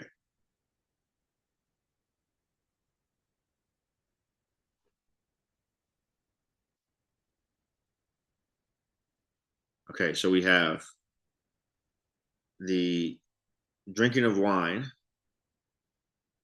and then laying in his tent was Noah.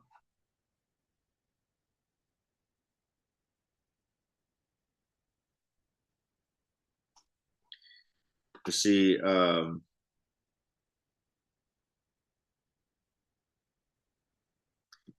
Abram pitch his tent. Okay.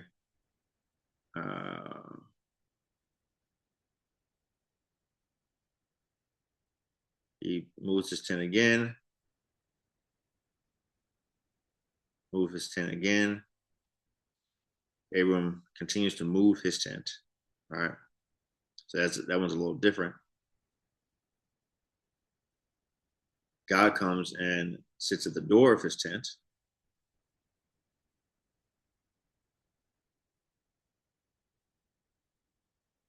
Okay. Abraham invites them in to eat. No funny business happening there. Sarah was in the tent. Okay.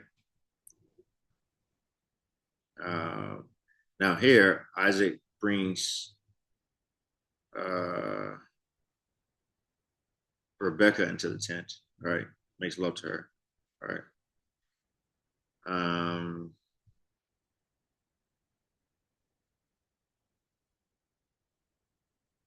then he goes and he's pitching a tent, and then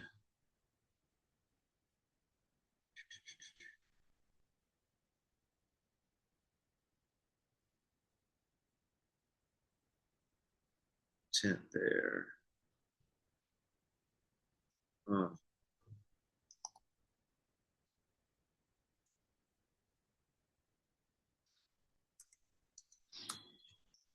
so wait, is tent not used for 5, 26, 28? Why did they say tent?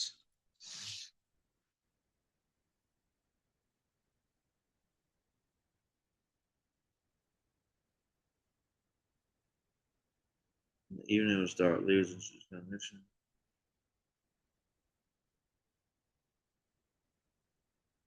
Did I make the word tent up?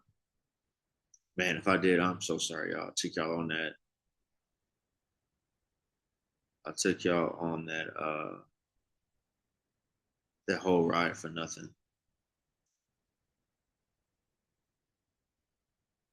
Feasting. It was dark in the dark. Was introduced. At this stage, Jacob did not realize Leah was his bride. Where did I get the word tent? I'm so sorry, y'all. I'm over here looking for the word tent. For what? Oh my goodness. I'm so sorry. I went on this witch hunt for no reason. Y'all just had to sit here and listen to that. I'm so sorry. Okay. In the evening, he took his daughter Leah and brought her to Jacob, and he went into her. Okay. Let me see one more thing. My apologies. My apologies. I want to see. I'm searching on a hunch, and um,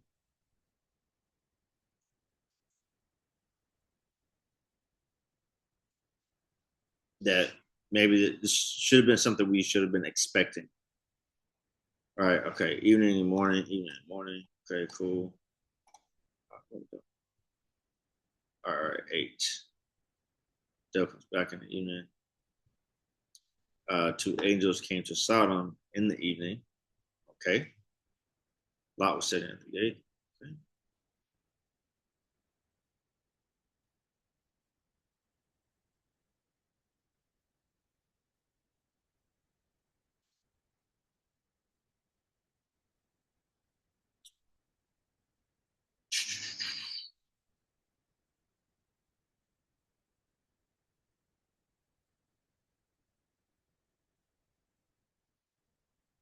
Nope. All right. Never mind. I'm sorry.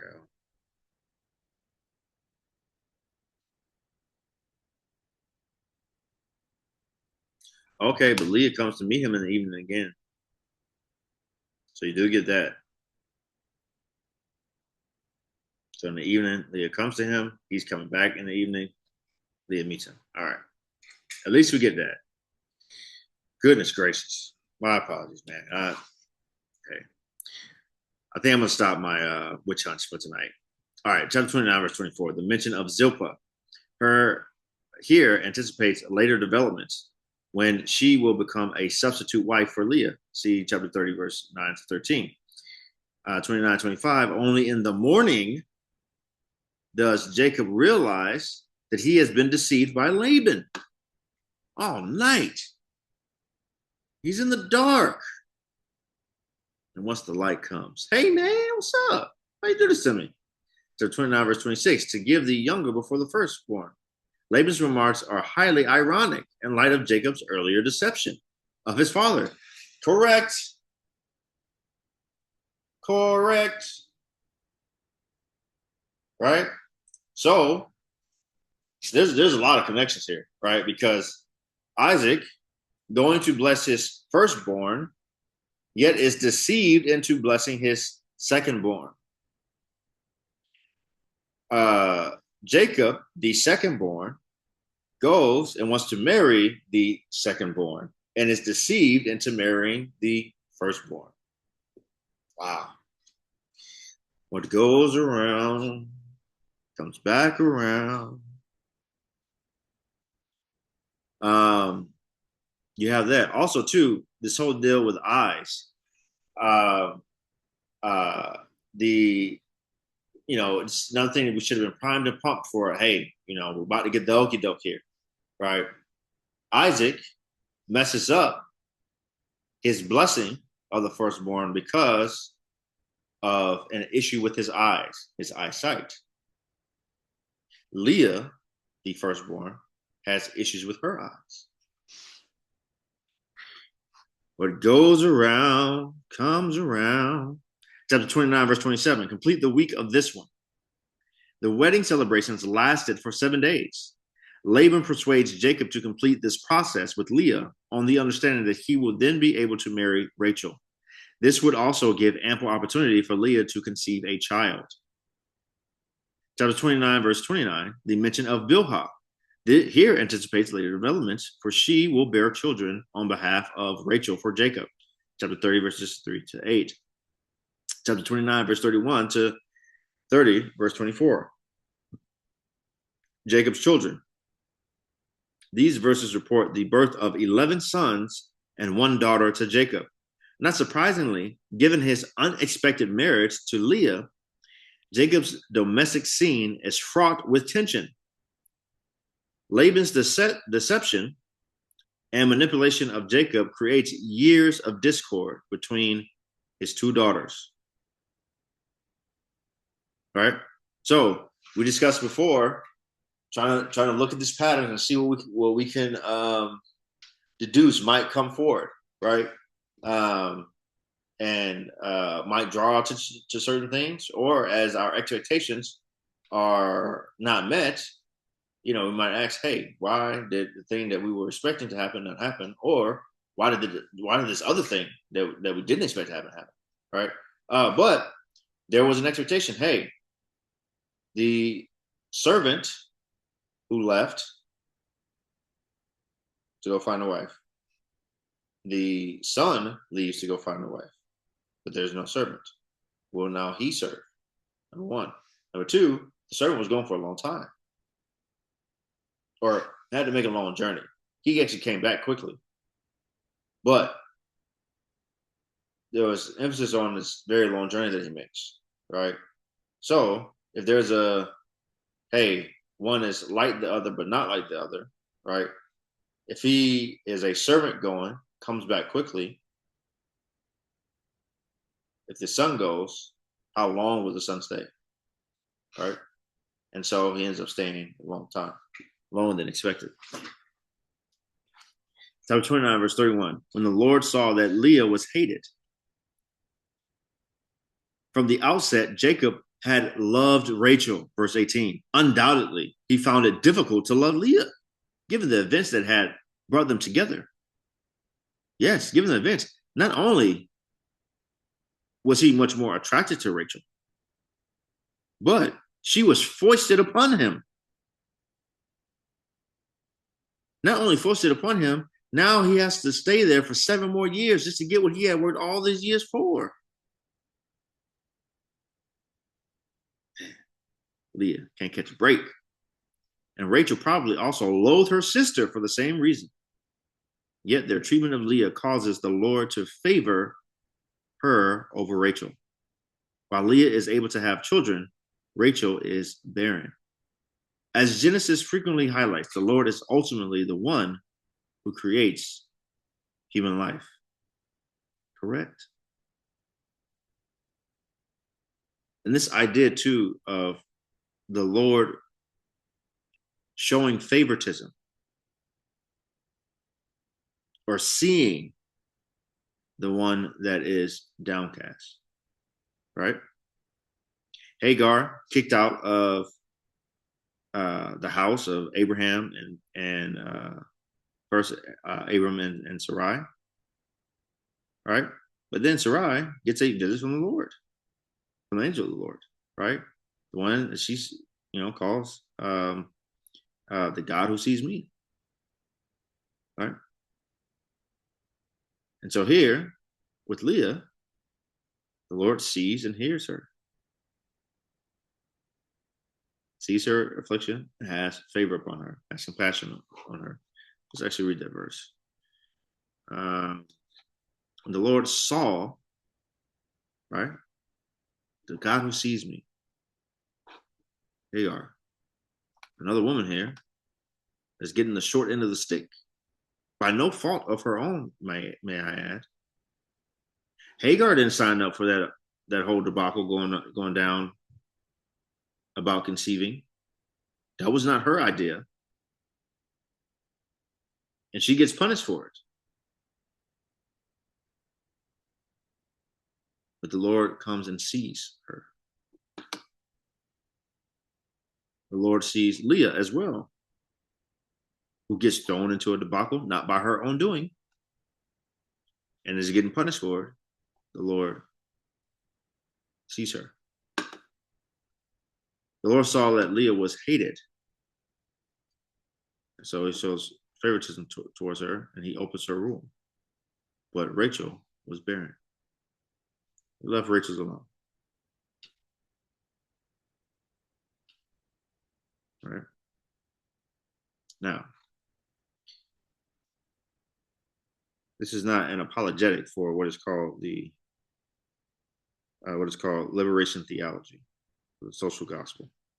That God is the God of the outcast. God is the God of the downcast. Because, as we have seen, Abraham is rich, wealthy. So is Isaac. Jacob becomes that too. So he's God of them as much as he's the God of the downcast. He's not showing favoritism that way. However,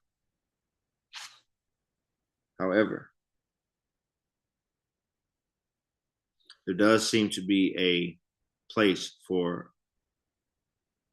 a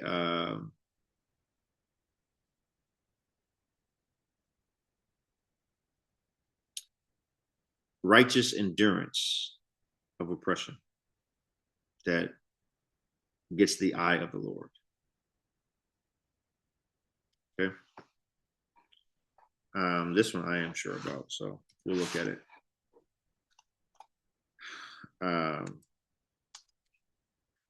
First, oh wait,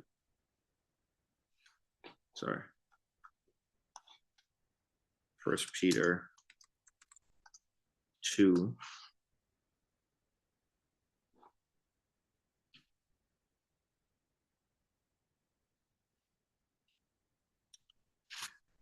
Verse 18. Servants, be subject to your masters with all respect, not only to the good and gentle, but also to the unjust. For this is a gracious thing when, mindful of God, one endures sorrows while suffering unjustly. Hagar the slave, did she endure sorrows while suffering unjustly? Leah, did she endure sorrows while suffering unjustly? I would think so. For what credit is it if, when you sin and are beaten for it, you endure? Yeah, that's what should be expected. But if when you do good and suffer for it, you endure, this is a gracious thing in the sight of God. For to you, let me see. Okay, it starts going into Christ, but let's stay here. All right. Let me look at it. See, 18 to 20. 20.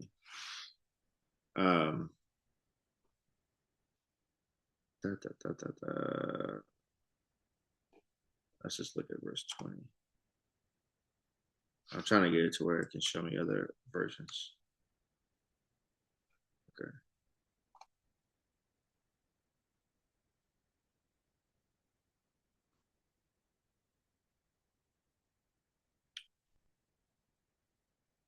acceptable, finds favor with God.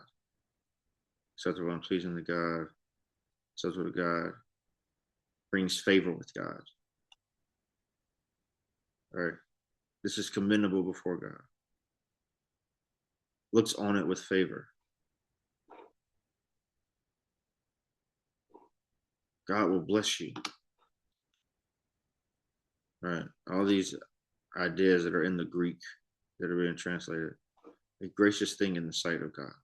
His grace will be upon you. This brings favor with God. See that, let's be. For you endure, this finds favor with God. All right? And we see that in the story of Leah here.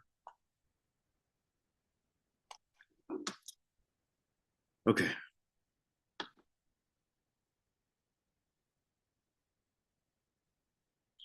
Chapter 29, verse 32 to 35. Leah bears Jacob 4 sons. As the ESV footnotes reveal, each son's name is associated with the wordplay involving a comment made by Leah. Reuben, see, Simeon, hear, Levi, attach, and Judah, praise. Chapter 30, verses 1 to 2.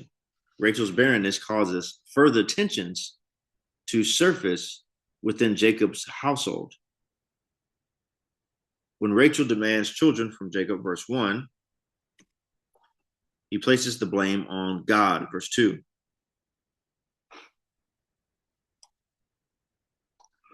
While recognizing God's role in this situation, however, Jacob does not pray for Rachel as his father Isaac had done for Rebekah. Again, I would say,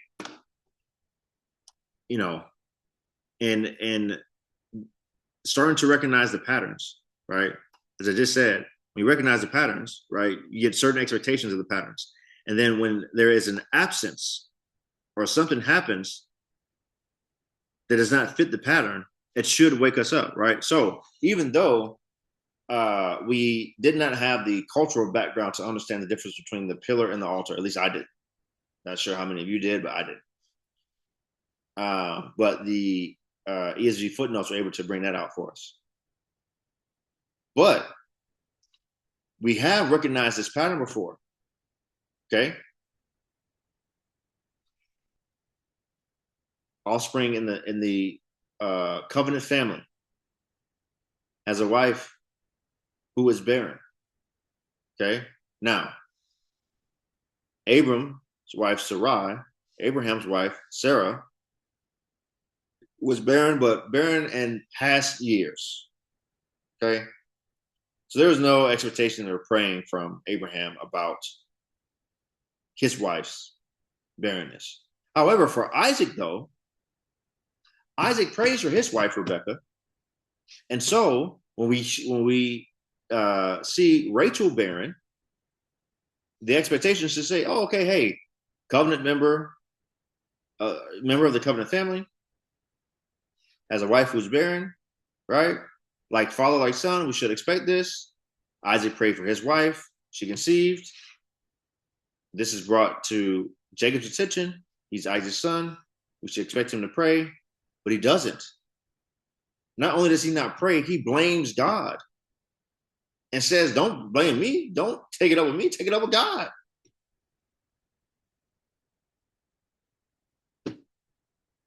And that should say something about his spiritual formation at the time. All right. So even if we might have missed the reference with the pillar at Bethel, we should see his lack of spiritual formation here. All right. Chapter 30, verses 3 to 8. To overcome her barrenness, Rachel offers Jacob her servant Bilhah as a substitute wife, verse 3. This practice, which was also carried out by Abraham and Sarah, see chapter 16, verses 1 to 4, right, which we've been speaking about, Hagar, was part of ancient Near Eastern culture. For example, the Nuzi texts from the 15th century BC treat the concept of marriage, and many of these texts deal with the issue of childlessness and provisions for new wives. Children born to the substitute or second wife were regarded as belonging to the main or first wife. In this way, continuity of the family line was preserved. For this reason, Rachel names the two boys born to Bilhah, chapter 30, verses 6 and 8. Once again, each name involves wordplay, Dan and Naphtali, being associated with the verbs judge and wrestle. Chapter 30, verse 14 to 16. These verses, which recount Leah's conception of Issachar, highlight the intensity of the dispute between the two sisters. On this occasion, Leah buys from Rachel the right to lie with Jacob. Jacob just being handed. Deals are being made about him. Goodness. Just a piece of meat being sold at market. Having agreed to this with her sister, she says to Jacob, I have hired you with my sons, mandrakes. The Hebrew term translated here as mandrakes, dudaim, possibly love fruits, is usually understood to denote the plant Mandragora officinarum, a species long regarded as having unusual properties. Unfortunately, no explanation is given as to why Rachel is eager to have these mandrakes. The context suggests that she may have viewed the plant as increasing female fertility. This and other protocols, however, must be treated with caution. Okay, so they're saying here there could be something with mandrakes. Something that scholars do is they spend a lot of time overanalyzing certain things, and it is weird to have this story here. I will say that, hey, why this story? Why I said it this way? Would the first hearers have understood something about the mandrakes that we don't understand? And so they're trying to piece that together, right? But the scholars of the ESV Study Bible are telling us to proceed with caution when going down that road. Chapter 30, verse 17 to 21. God listened to Leah. Okay. Right? We have seen this before, where when God has a particular relationship with somebody, like he did with Abraham, God listened to him. Okay. He's trying to decide, hey, here's what I got going with my decision on what to do about Sodom and Gomorrah. And then Abraham goes into this, turns into a defense lawyer, right, for the city, the location. And God listens to him. God, hey, plays the game. He listens to Isaac after Isaac prays. Isaac, has a relationship with him. Then Leah here. So we saw God's favoritism towards her because of her righteous endurance, right? Like what we read in 1 Peter chapter 2. Then we see here God listens to her again. All right. So Leah must have a special relationship with the Lord. Although it is observed in 29:35 that Leah ceased bearing after the birth of Judah, she obviously wishes to have more children. God grants her wish, enabling her to have 2 more sons and a daughter. Once more, the names of the sons, Issachar and Zebulun, are deliberately chosen to reflect events surrounding their births. Issachar is related to the concept of wages, Zebulun to the concept of honor. The birth of Dinah, verse 31, is briefly mentioned, anticipating the events recorded in chapter 34. All right, I think this is the first time that we get the birth story of a woman. All right, so now Eve is not, there's no birth story there. She's formed out of the side of Adam, but we don't get the birth story of Sarai. We don't even get the name of the wives of Noah and his sons. We don't get the birth narrative of Milcah, Nahor's wife, or of Rebecca, or Rachel, or Leah. I think that's all or Hagar, Hagar. I think that's all the women that we have in the story so far. But this is the first birth of a woman that we get. So pretty significant, right?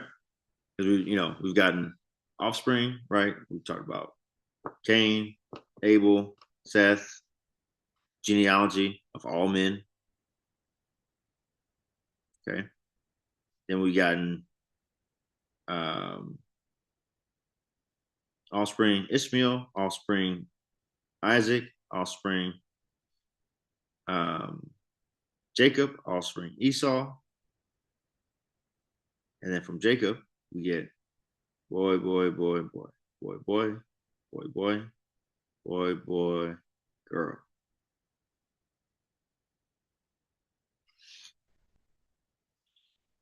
So there must be something interesting about this young lady, Dinah. Okay. So she's the oddity. All right. So we should be thinking about, hey, why is she here? Okay. Chapter 30, verses 22 to 24. God remembered Rachel. Verse 22. Now, also, too, one thing I wanted to note, as I was reading this, so this is another part, as I was reading this whole, sell me my husband so I can sleep with him tonight. Stuff. I was like, man, this is, the Real Housewives of Haran going on here. This is the reality TV show of the 18th century BCE or BC. Got here going on here, man. As I'm reading it, I'm like, man, people say the Bible's boring. I mean, come on, look at the story. Nan and a boo boo. Look what I was able to do for my man. I was able to give him 4 kids. Hey, slave woman, go sleep with him so you can give me some children. Hey, no, my slave, you go sleep with him to give me some children. Hey, what you want with my son's fruit? Okay, I'll say the fruit if you let me sleep with my husband again. Man, so that's not reality TV, man. I don't know what it is. Goodness gracious. Okay. And then chapter 30, verses 22 to 24. Finally, God remembered Rachel. All right. After many years of waiting, Rachel eventually bears Jacob a son. God's remembering, see note on chapter 8, verse 1. Right, not as if he forgot, but as if he is coming back to recognize a covenant. All right, so, and now, does God have some sort of covenant with Rachel? Well, the text doesn't tell us that. It does have a covenant with Jacob, right? And so, because of the covenant with Jacob, alarm bells should be going off, right? Hey, this remembering, God doesn't have a covenant with her. So he does have one with Jacob, though. So he's using this language with her. It must mean something significant about this son. The repetition of God in chapter 32 or 30, verse 22 emphasizes that he is the one who has enabled Rachel to conceive and give birth. This is reinforced when Rachel acknowledges that God has taken away my reproach, verse 23. Since throughout Genesis, fertility is often associated with divine blessing, a woman's inability to bear children could be interpreted as reflecting divine disapproval. Given the resentment that existed between the sisters, Leah may have taunted Rachel over her inability to bear children, as with all the other sons born to Jacob. Joseph's name is derived from a remark made by his mother. In Hebrew, Joseph, verse 24, sounds like the verb add to, or the sad answer to her prayer, See chapter 35, verse 16 to 20. Sad answer to her prayer. All right, let's see. And she named his name Joseph, saying, may the Lord add to me another son. Right? So she's like, hey, my sister has 6 sons. Her slave has 2 sons. My slave has 2 sons. Finally, I got one. May I have another? Lord, may I have another? So he remembers her. Leah prays. God listens to her. Rachel's husband didn't pray for her, like his father prayed for his wife who was barren. So she's praying, asking for another son. So before we get there, what are your expectations? What will happen? Right? We got a hint from the ESV study notes. Before you go look, what do you think might happen? Will she get another son? What would be the conditions around if she were to get another son? Right? What would be the expectations based off of the patterns that we've seen, right? And things that, match up or don't match up. Right? All right.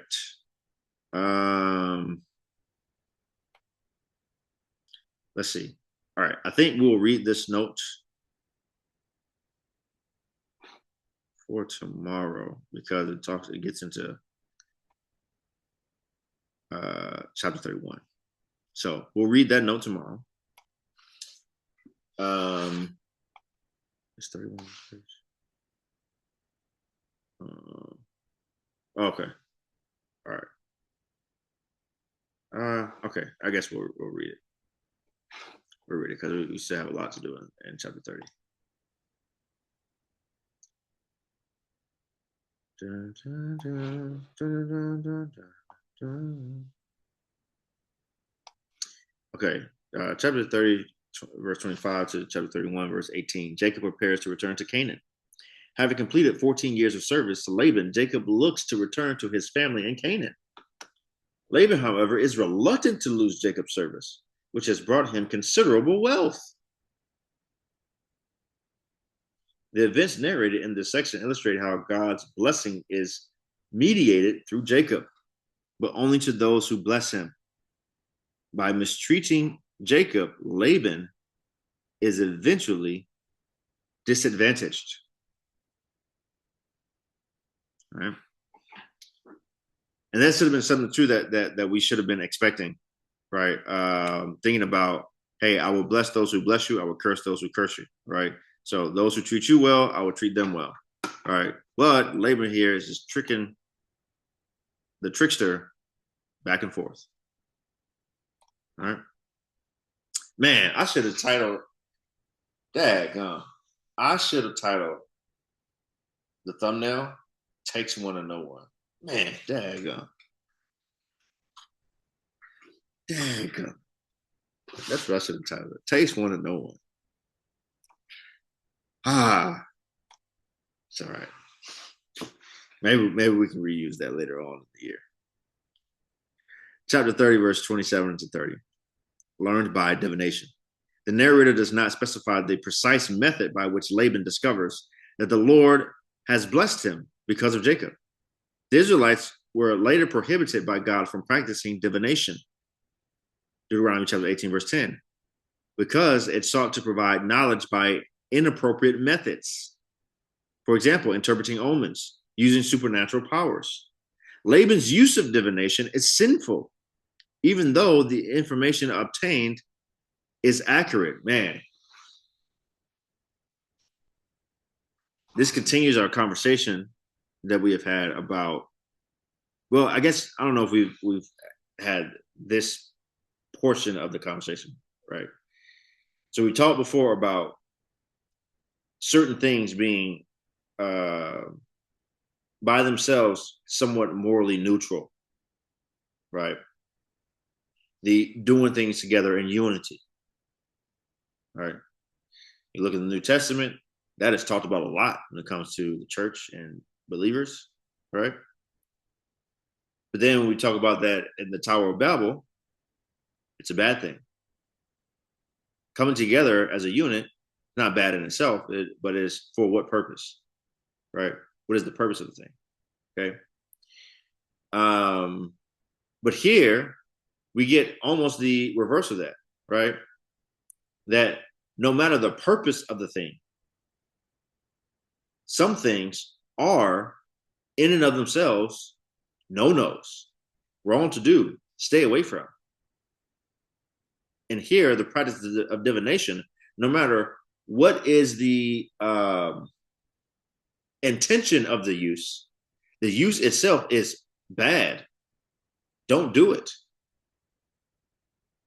Right? So that is a category as well of something that needs to be within our minds. Right? So maybe something you think about. Hey, what are some things that maybe I have allowed myself to slide on, or that I haven't maybe thought about correctly, by saying, "Oh, I'm doing this. I know it's wrong, but it's for a good cause." Well, hey, there's some things that no matter for what purpose they are just wrong in and of themselves. So that needs to be a category in our minds, right? And here, divination is one of those things. The Lord has blessed me because of you. In Genesis, all the members of the special line descendant from Abraham are portrayed as mediating God's blessing to others. All right, so we saw that with Abraham being a blessing towards Abimelech. We saw that with Isaac being a blessing towards Abimelech. And now we're seeing that with Jacob being a blessing towards Lamech. Or Laban, sorry. Name your wages. For 14 years, Jacob has served Laban in order to pay the bride price for Leah and Rachel. Having fulfilled this obligation, which has financially benefited Laban well beyond what he might have expected, Jacob now wants to provide for his own household. Laban, conscious of how Jacob has enriched him and eager to retain his services, asked Jacob to name his wages for remaining with him. Right? He's like, look, let me make you an offer that you can't refuse because I need you to stay, dog. I can't let you go. That's not gonna happen. Okay. Not sure how many of you guys are football fans out there, but sounds very much like the conversation the Tampa Bay Bucks had last year with one Liam Cohen. But Liam Cohen left Tampa, went on to greater pastures. We'll see what happens with Jacob. You guys who do know football, you might know what team I'm a fan of. And it's not Tampa.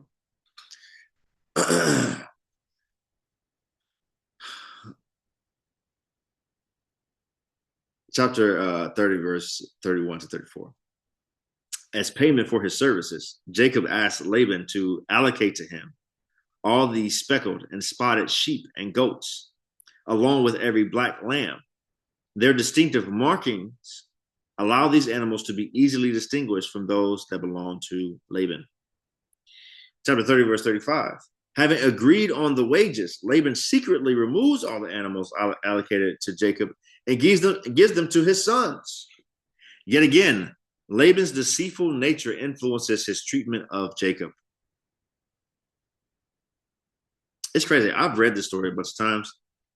I had never noticed that part of the story of him removing the ones that they just agreed upon would be Jacob's, and removing them and giving them to the sons. Wow. Chapter 30, verse 37 to 39. To recover the loss of speckled and spotted sheep and goats, Jacob attempts to manipulate the breeding process of flocks by placing fresh sticks of poplar and almond and plane trees, verse 37, in the troughs where the flocks were watered. These sticks, which have peeled white streaks on them, verse 37, correspond to the genetic makeup of the flocks, producing animals that are striped, speckled, and spotted, verse 39. The text should not be understood to imply any casual relationship between the sticks and the newborn animals. Casual relationship between sticks. I have no idea what that's supposed to mean.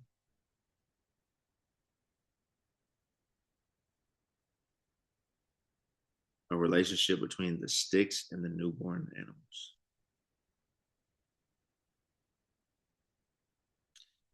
I have no idea what that's supposed to mean, and we have already gone too long for me to go on another witch hunt. So we might just have to leave that there. Maybe somebody, if you watch this and you go and look up what they're discussing, maybe you can add it to the comments. Chapter 30, verse 40. Jacob separates his animals from those of Laban. Chapter 30, verses 41 to 42, Jacob adopts a selective breeding policy to ensure that the striped, speckled, and spotted sheep and goats come from the strongest animals in Laban's flock.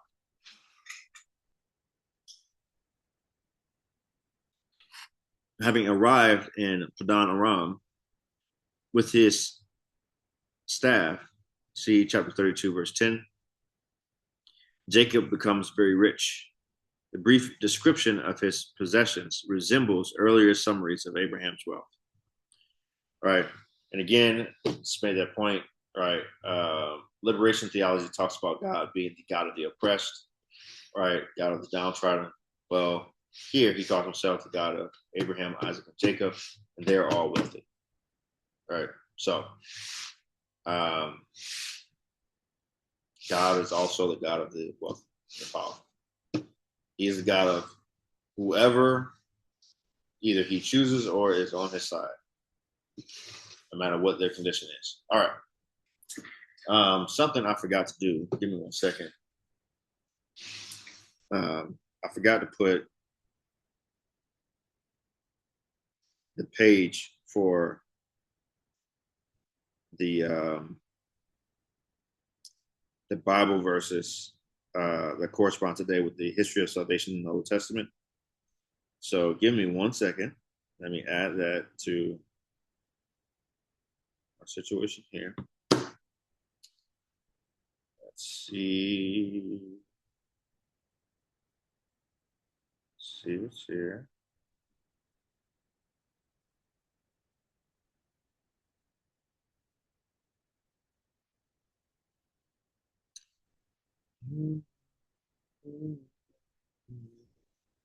Okay, here we go.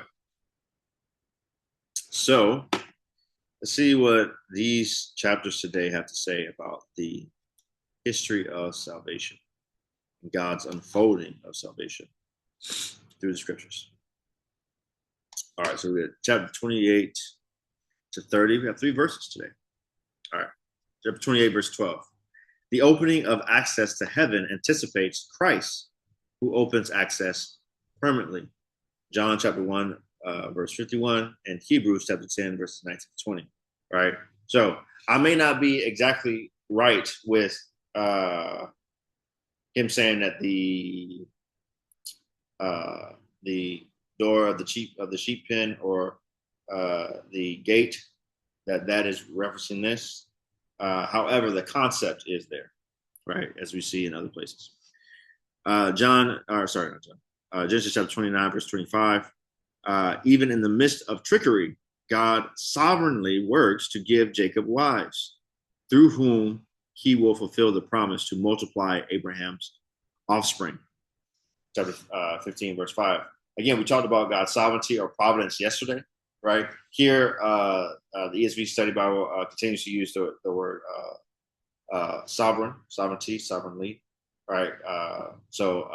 But talking about how God is orchestrating events, no matter the means that are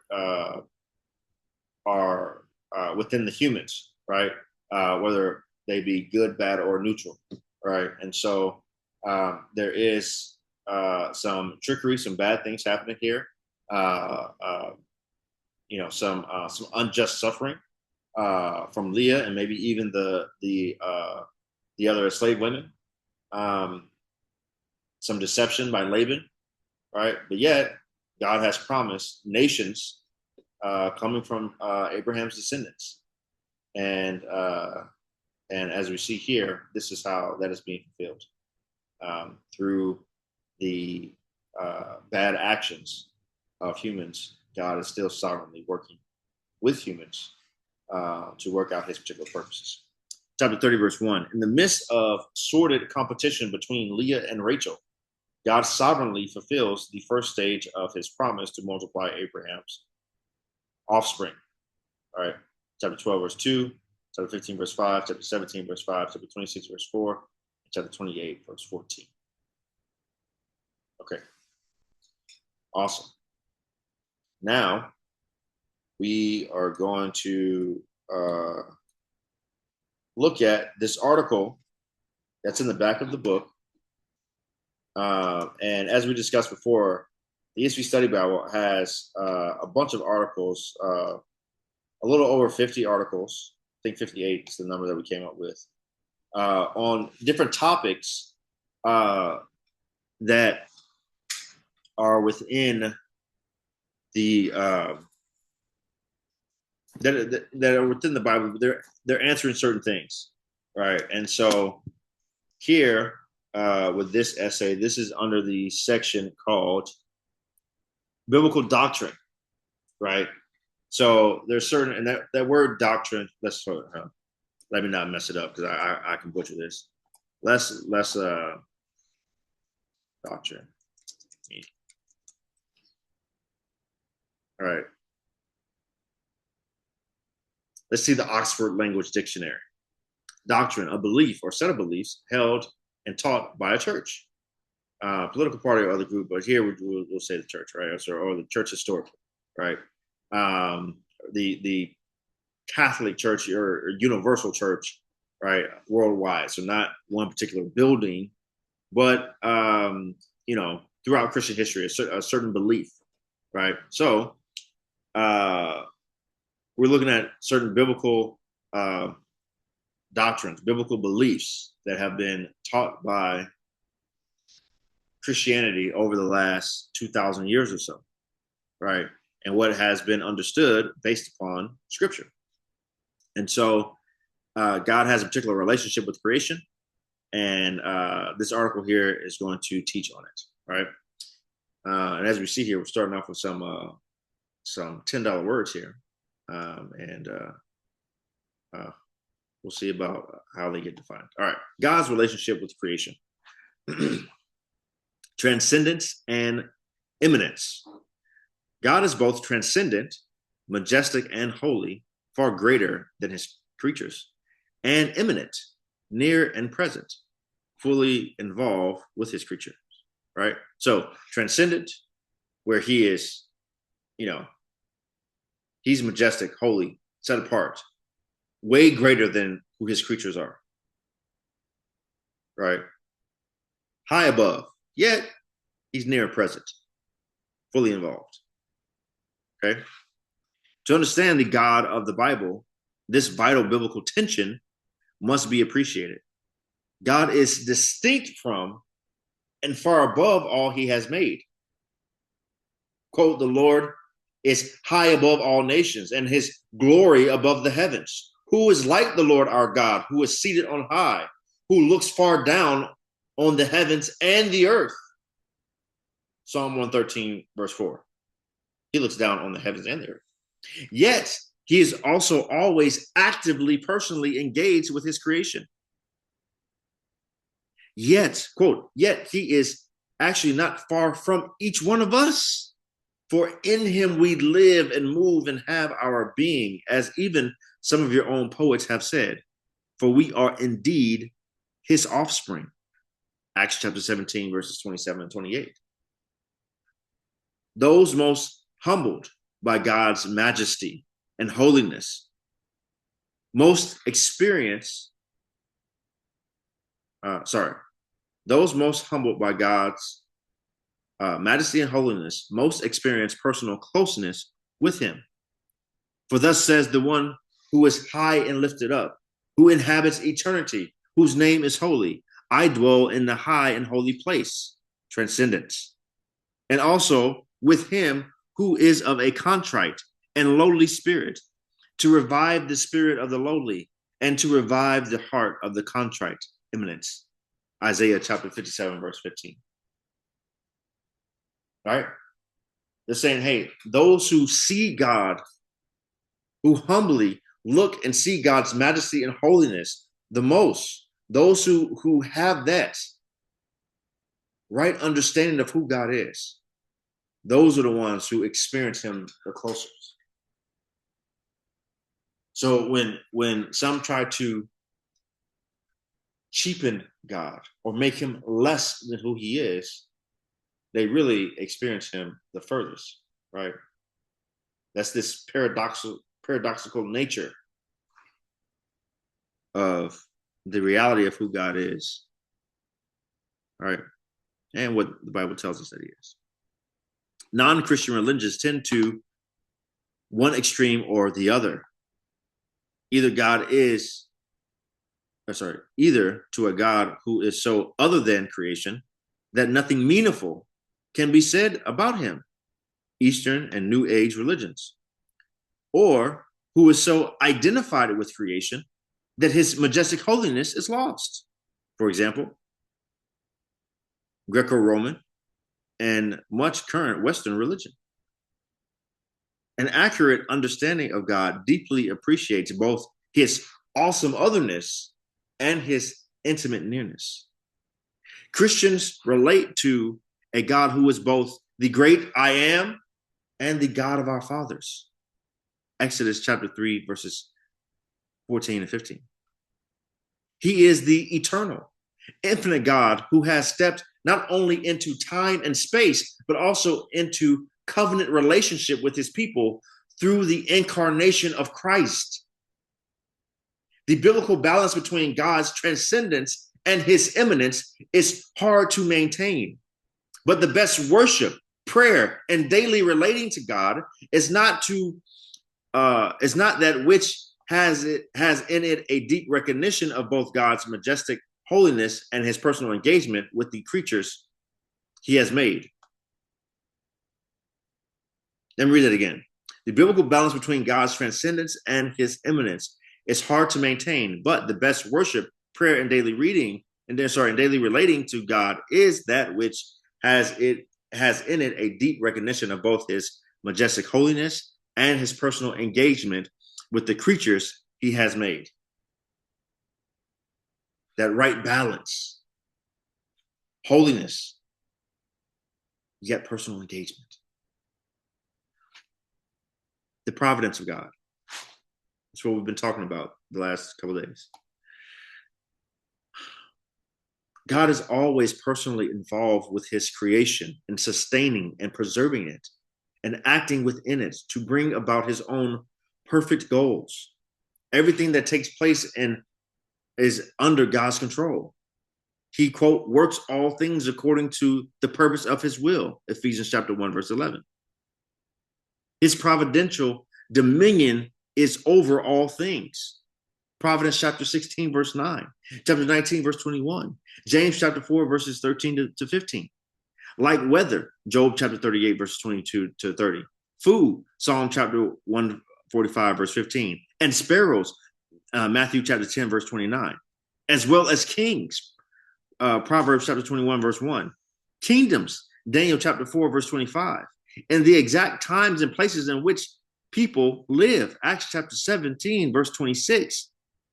Salvation is a work of God's governing power.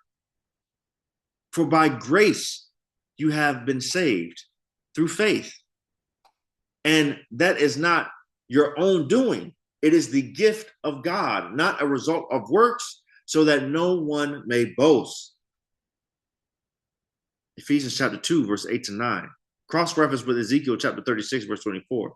John chapter 6, verse 37 to 40. Acts chapter 13, verse 48. And chapter 16, verse 14. Romans chapter 9, verse 16. And Philemon chapter 1, verse 29. 2 Peter chapter 1, verse 1.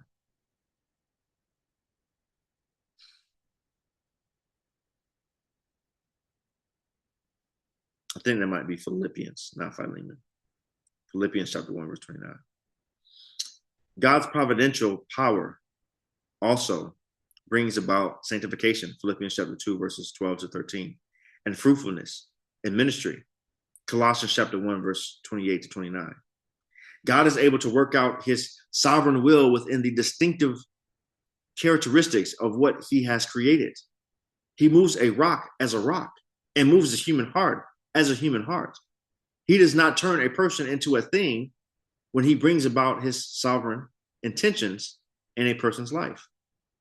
Paul describes sanctification as the result of both human effort and ultimate divine enabling when he commands believers to work out your own salvation with fear and trembling, for it is God who works in you, both to will and to work for his good pleasure. Philippians chapter 2, verse 12. He sees no conflict between divine and human activity. Rather, God is uniquely able to bring about his purposes within human beings so they are fully engaged as persons and responsible for their own decisions, attitudes, and actions. God's relationship to evil. God controls and uses evil, but is never morally blameworthy for it. Exodus chapter 4, verse 11, Deuteronomy chapter 32, verse 39, Isaiah chapter 45, verse 7, Amos chapter 3, verse 6. However, God's relationship to evil is understood. Both his complete sovereignty and his complete holiness must be maintained. In his great suffering, Job says, "The Lord gave and the Lord has taken away. Blessed be the name of the Lord." Job chapter 1, verse 21. We are told that Job's assessment of God's providence over evil is correct, and that in all this, Job did not sin or charge God with wrong. The very next verse, Job chapter 1, verse 22.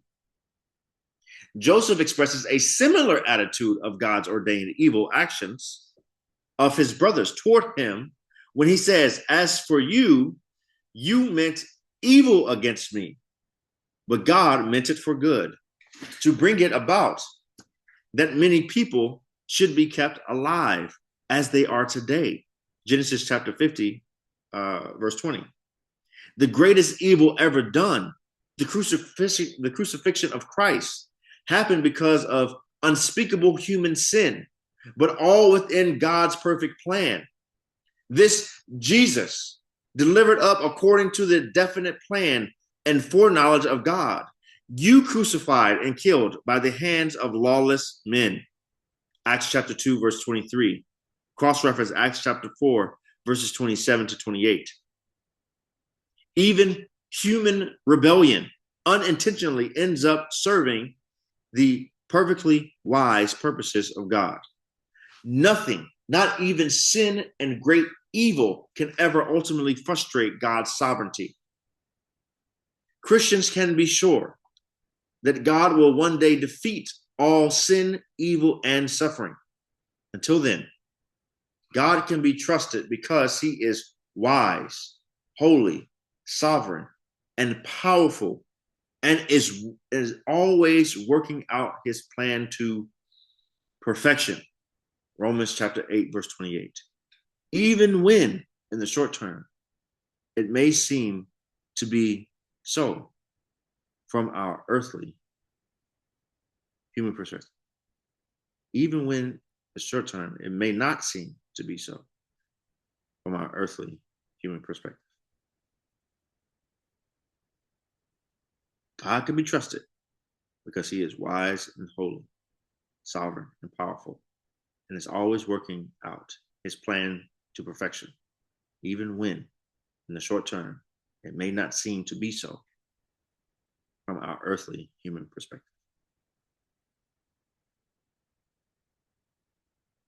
Amen.